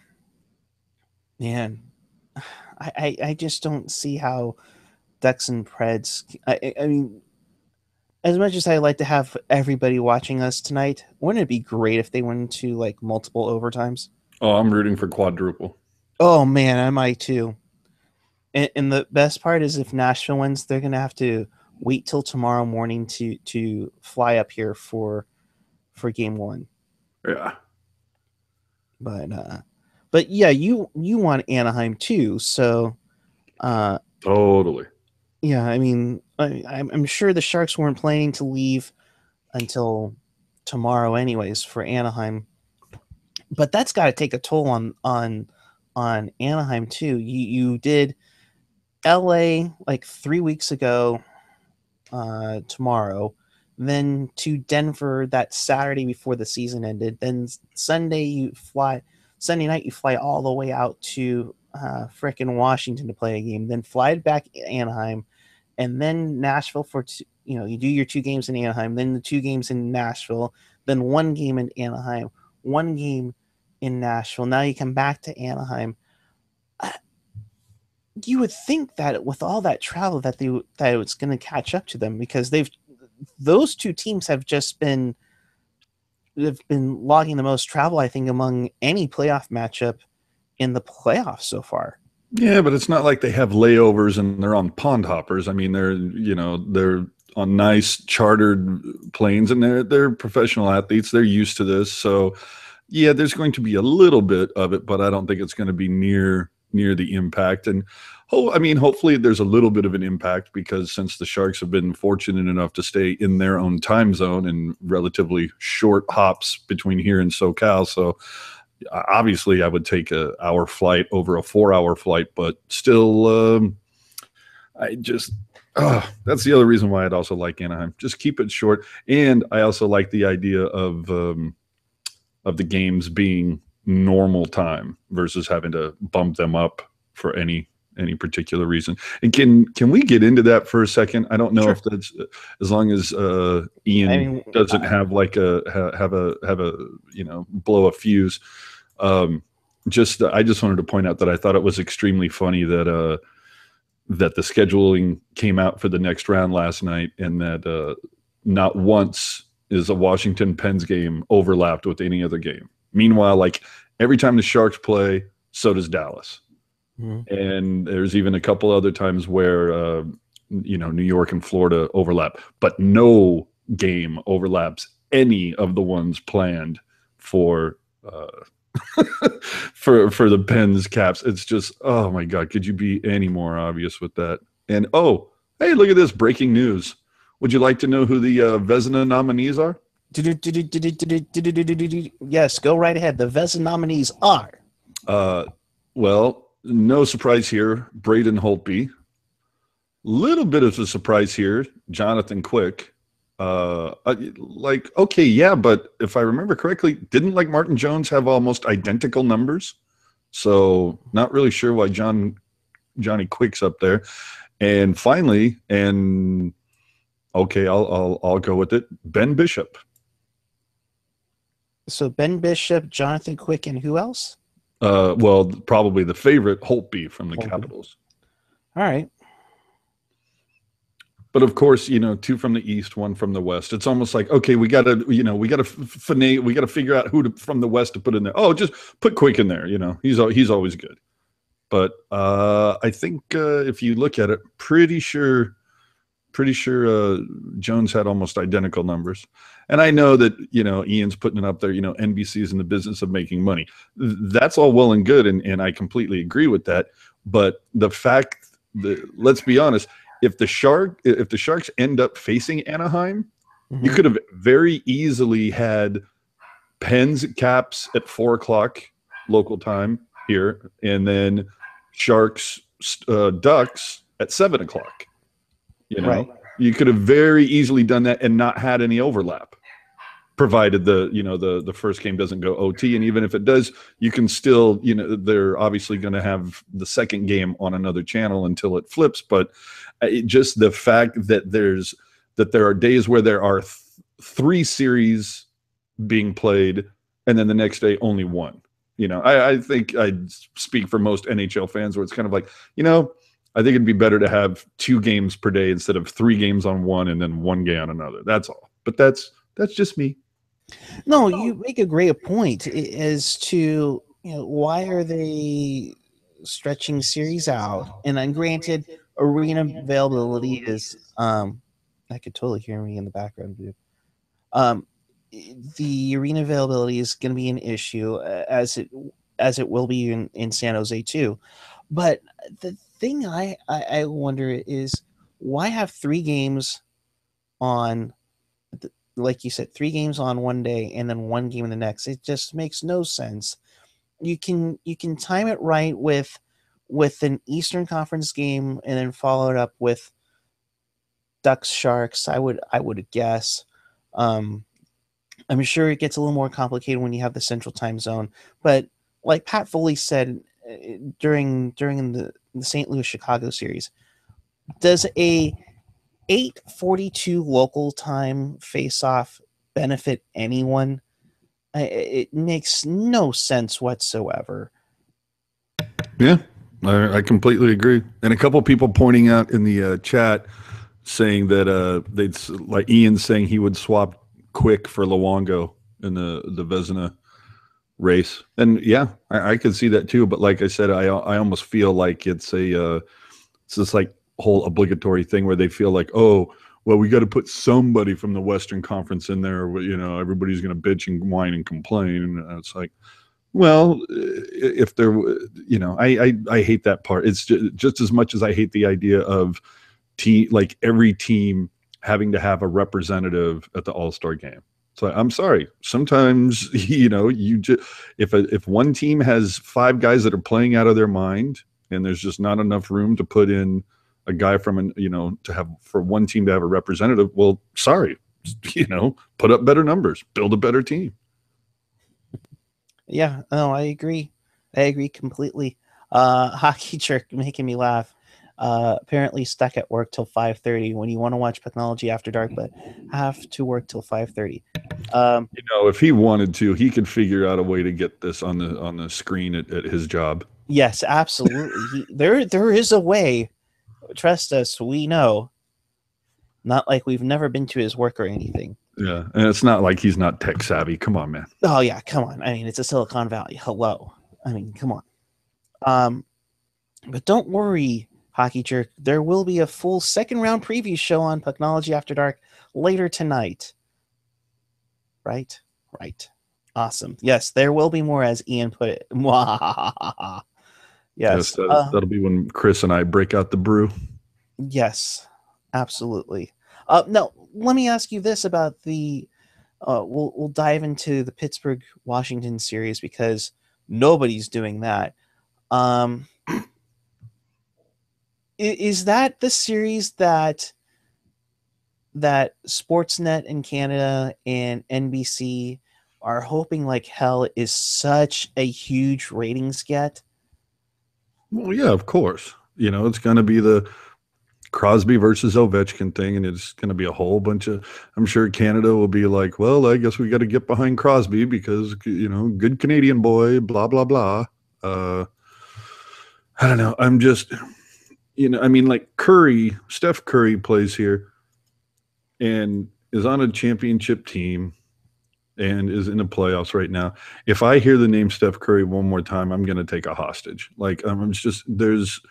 You can know when to say when. There is such a thing as over coverage, and we've seen that with Crosby since just about day one. A little bit of Ovechkin, but not near. I mean, but give it up, Crosby, gold medal, got a cup, got a bit. He's got hardware, but it just, man, you just get tired of it, and I'm sure that the guys at NBC and the NHL, they're like really bummed out that this didn't work out where Washington and Pens was the Eastern Conference Finals versus a semi, Right. No, I agree that they would have loved to have an Eastern Conference final. Heck, I wonder if NBC kind of hoped that the Penguins ended up moving to KC, because that would be a dream Stanley Cup final for them, would be the KC Penguins against the Washington Capitals. Slushy with an actually good question. Who's more overrated, Jonathan Quick or Corey Crawford? Hmm. They're both good goaltenders. I think I would say Crawford by a hair. I think Crawford has a better defense in front of him. Yeah, I mean, by a shave, it just seems Crawford gets that same excuse I think Nemo got that first year. So yeah, I don't know. That's weird. And maybe because we do see Quick a little bit more, perhaps that's And Drew pointing out on the chat, the reason why Curry gets so much talk is because he's amazing, and he's personable, he's humble. I'm not debating his athletic prowess. I'm not, it has nothing to do with the fact of how gifted he is, how humble he is, any of that.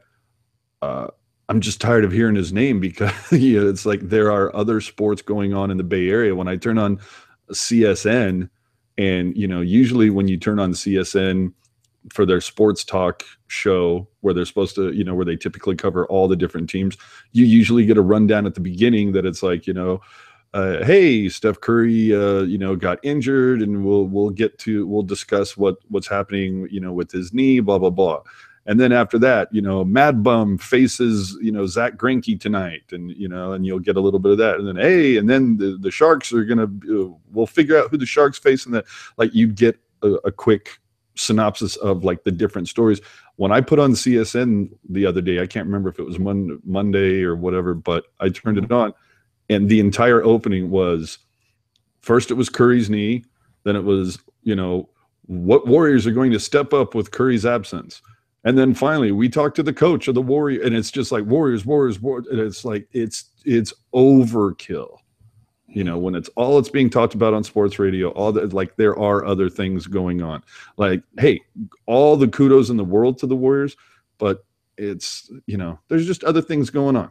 That's all. That's all I'm saying. It'd be nice to see if see some other teams get just a little bit of talk. I get all the accolades from the Warriors. It's like, hey, you're great, and I'm gonna let you finish, but there's other things to discuss.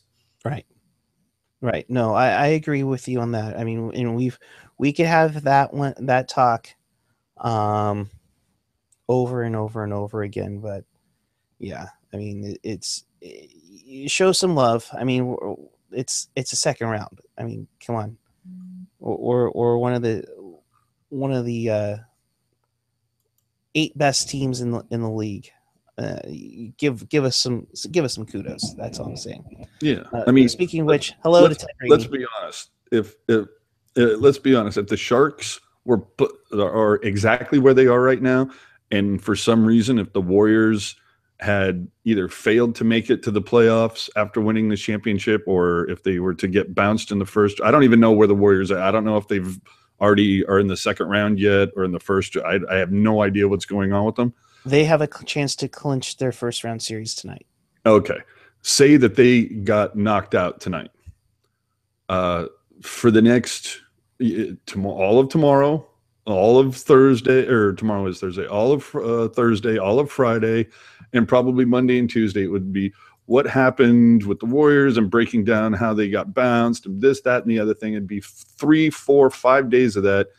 Meanwhile, the Sharks could be up 3-0 in their series, and it still would be like, oh, yeah, by the way, the Sharks are doing okay. Let's get back to what the Warriors need to do to right the ship. I would say yes to that for sure.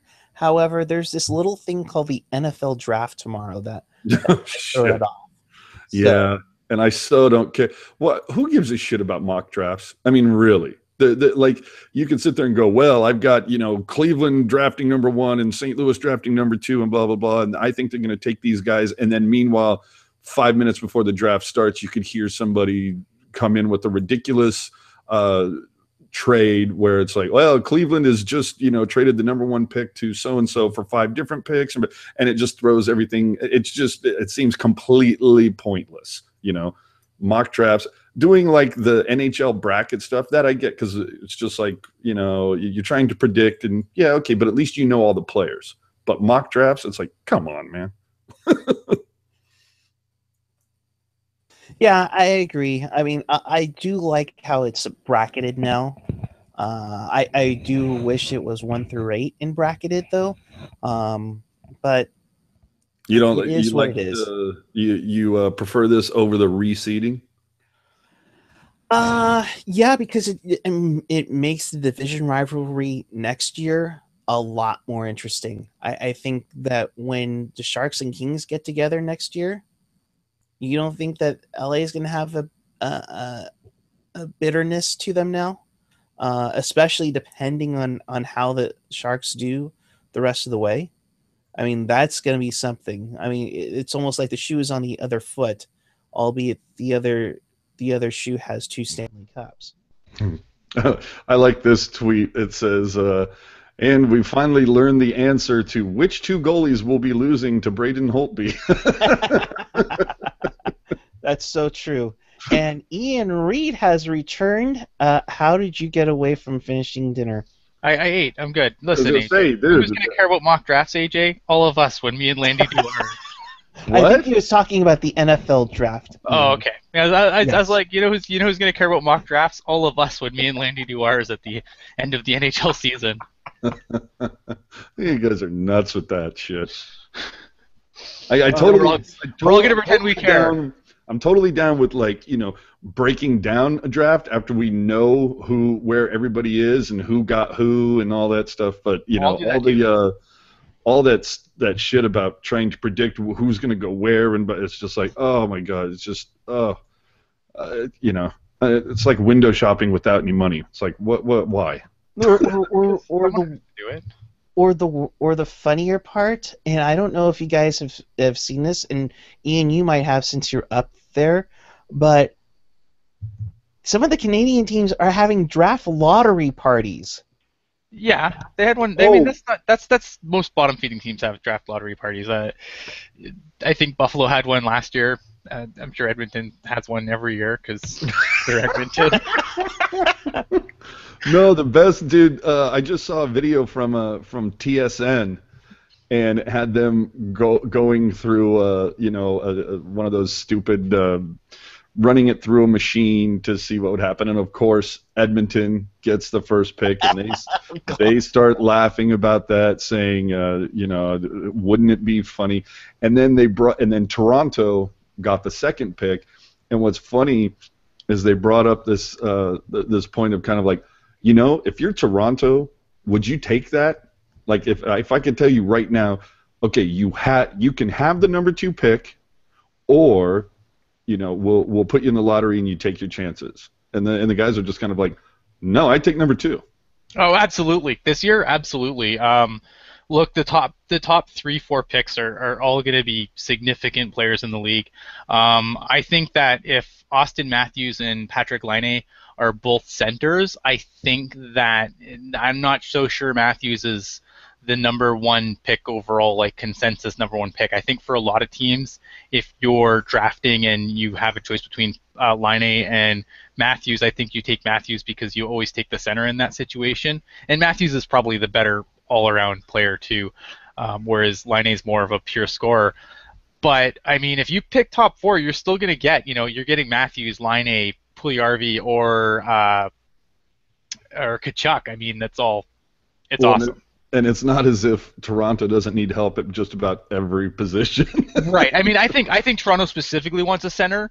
If you're Edmonton, though, then I think you draft Laine if you get the first round pick. If you get the first overall pick, you win the draft lottery, you take Laine. I'm coming up. And we've just lost like 7 viewers because of talking about the draft. No! Sorry. No. Yes, Vince, the draft lottery is this Saturday. We'll cover it on Pucknology. Yes, I mean there'll be a lot of Vince saying Vancouver was having an intermission draft lottery parties with a month ago in the season. To be honest, they are promoting an hour plus pregame show prior to the draft lottery. It's a big deal up here. All right, look, all the Canadian teams are in the lottery. Yeah, it's like what else? What else? What else do they have to root for? It's funny to. Hey, it is almost CFL season. Don't you give me any. But is like I know that they allow gambling, and I don't know if it's in all parts of Canada. I know it's certainly in Vancouver because I always see the commercials on 1040. But it does make me wonder if there was a way that you could find some place to lay some money down on Edmonton getting the number 1 pick. Because I would. I'm sure there is. I mean, look. I mean, the reason why the NHL can go to Vegas now is because I mean, you go online, lay your bets anytime you want from wherever you are, right? So. Yeah, I need a bookie.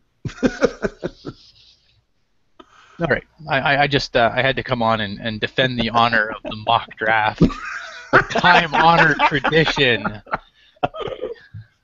Time-honored tradition of the mock draft that I had to defend because me and Landy are going to put like a bajillion hours into ours. So I will not have you besmirch it, good sir. The Mel Kiper to Pucknology, Ian Reed. All right, guys. Have a good one. I will see you guys tonight. Awesome. Get some rest. Bye. Bye.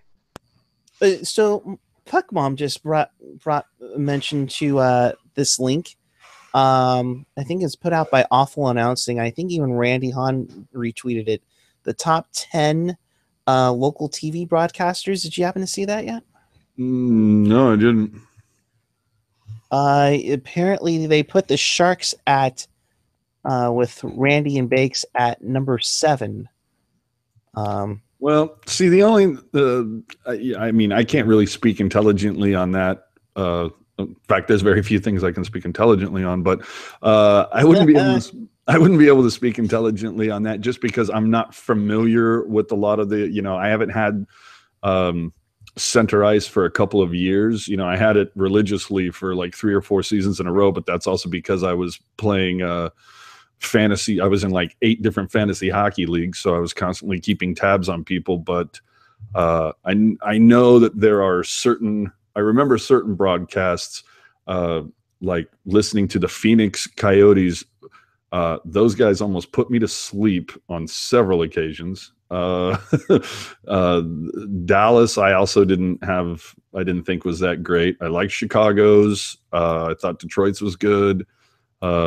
Colorado was not bad. I liked Vancouver's, but yeah, I'm surprised. I'm surprised they're that low because from what I understand, Randy Hahn gets a tremendous amount of kudos and respect from not only around the league, but from opposing fans. I mean, there's some that sit there and that the funny thing is with Hahn is sometimes he catches shit from Sharks fans for not being Homer enough. And it's like, really? Like that's your complaint? Like I'd much rather have a guy who tries to, and not to mention he does national stuff. You have to take that into account. But I don't know, that I will say that kind of gets on my nerves. But honestly, 7, I'm surprised I'm really surprised it's not top 5, if anything, top 3. Are you on mute, my brother? Sorry, I was trying to take a sip while not letting it be seen on the air. Yeah, I mean, top 3, top 5 is what I would have said for sure, but it is what it is. But that's how we go. To talk about this, number 10 was the Buffalo Sabres with Rex Rat and Rob Ray. And I mostly hear the radio guys instead of the TV guys. And I'll tell you, there's a few of those radio guys, man. When their team scores, it like when Randy said, and he scores, and he's got a nice even tone in his voice. And you hear some of these guys that I don't know if it's the guy from Detroit or who, but there's a couple of these guys where it's just like, he's got, and they sound like a 12-year-old girl who just got a pony. And you're like, oh my God, take it. I mean, you don't have to hit it. It's not that ridiculous. Or you hear their voice crack, which is even worse. Oh, you mean like Dave Mishkin of the Tampa Bay Lightning? That's probably one, but I would have swore it was like Detroit was really bad. Speaking of Detroit, number 9 is Ken Daniels, Mickey Redmond, and Chris Osgood for the Detroit broadcast. Yeah, I got no problem with that. Like I said, I remember them. I remember in not having a problem with them. I thought they were pretty decent. Yeah, I mean that's a solid group too. But number 8, the Rangers with Sam Rosen and Joe Micheletti. What a shock. Yeah, Micheletti getting a high vote. What a shock. Yeah, Micheletti's been solid. Rosen's always been solid. Even I loved him more so with when John Davidson doing it. I thought that was an awesome tandem with it. Hang on one second. I might be getting another guest. Okay. I like this, though. Number 7 being Randy and Jamie. And it says, this is the rare announcing duo that does national broadcasts on NBCSN, and you actually love it and look forward to it. Mm-hmm. They don't see everything through Sharks-colored glasses, at least not when the national audience is watching. So, and it says, Hahn Sharp and Baker, who had the tall task of replacing the beloved Remenda a couple years ago, is able to quote advanced stats if necessary. And the reason being is because Jamie Baker has a folder to write home about. Let me tell you, I've seen it in person, man. His stats are ridiculous the way he keeps himself organized. It's pretty awesome. I think he learned that from Rosanowski. I may be wrong. Well, since he used to work with him, it wouldn't surprise me whatsoever. Yep. Okay, we are getting somebody. Well, that's good gotta because make it I'm going quick. to have to bounce here in a second anyway. All right. Number 6 is the Sens crew. Essentially, it's the 2 TSN broadcast crew with Cuthbert and Gord Miller, along with Chicken Parm Ray Ferraro, and Jamie McClellan. and Noodles. Yeah. Yeah, I got no problem with Ferraro. Oh, I like Ferraro. I Yeah. think Ferraro's been great since he was on NHL Tonight with Butcher Gross. Yeah, no, I enjoyed him on there. He comes on. I hear him on NHL on Sirius, or whether I'm listening to some of the Canadian broadcasts. I've always enjoyed Ferraro when he does his hits. Yeah, no, I agree. What's number 5? John Forslund and Trip Tracy from the Hurricanes. Oh yeah, Yeah, I go meh. St. Louis Blues with John Kelly, Darren Pang, and Bernie Federico. I know Darren Payne gets a lot of love. I think he's serviceable. I'm not a big fan. Really? Yeah. See, I like the energy that he brings. You know what it is? It's like the timbre of his voice. Like he just has a tone that I don't necessarily agree with. I like what he brings and what he says, but he just has kind of a nasally way to say what he does. that's all. Number 3 is the nasally way. Huh? You mean a nasally way? Not that nasally, buddy. And the Dallas Stars is number 3 with Strader and Daryl Rowe. Yeah. Oh, Daryl Ray. Yeah, Or Daryl Ray. Yeah, I'm not a fan. Ray can be sedacious. It's not Ray for me. It's Strader is the one that kind of irks me the wrong way. Streeter's not bad, although it was tough to find a replacement for them after Ralph Strangis retired. Yeah. Number 2, not surprisingly, the Blackhawks with Pat Foley and Eddie Olczyk. Like I said, I don't really have any problem with them. The only time I have a problem with Ed Olczyk is when he does the national stuff, especially when the Blackhawks are involved. Like now, that guy. Let's be honest, that guy's a homer. That guy's a huge homer. And a save by Crawford.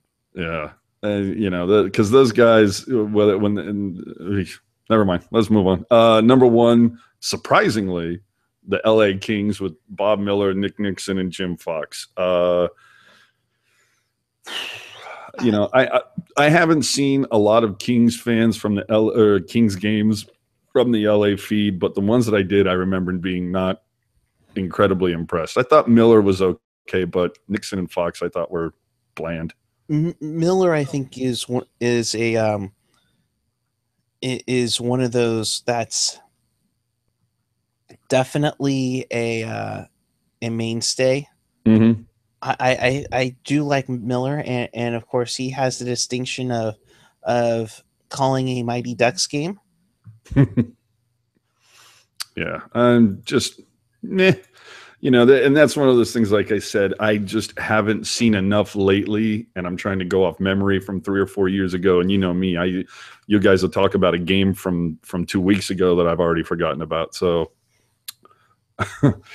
well, something to discuss later on. But it wouldn't surprise me if it's. In fact, I wonder if Randy Hahn has been offered a job to go national, and he has turned it down because he enjoys being local here and everything.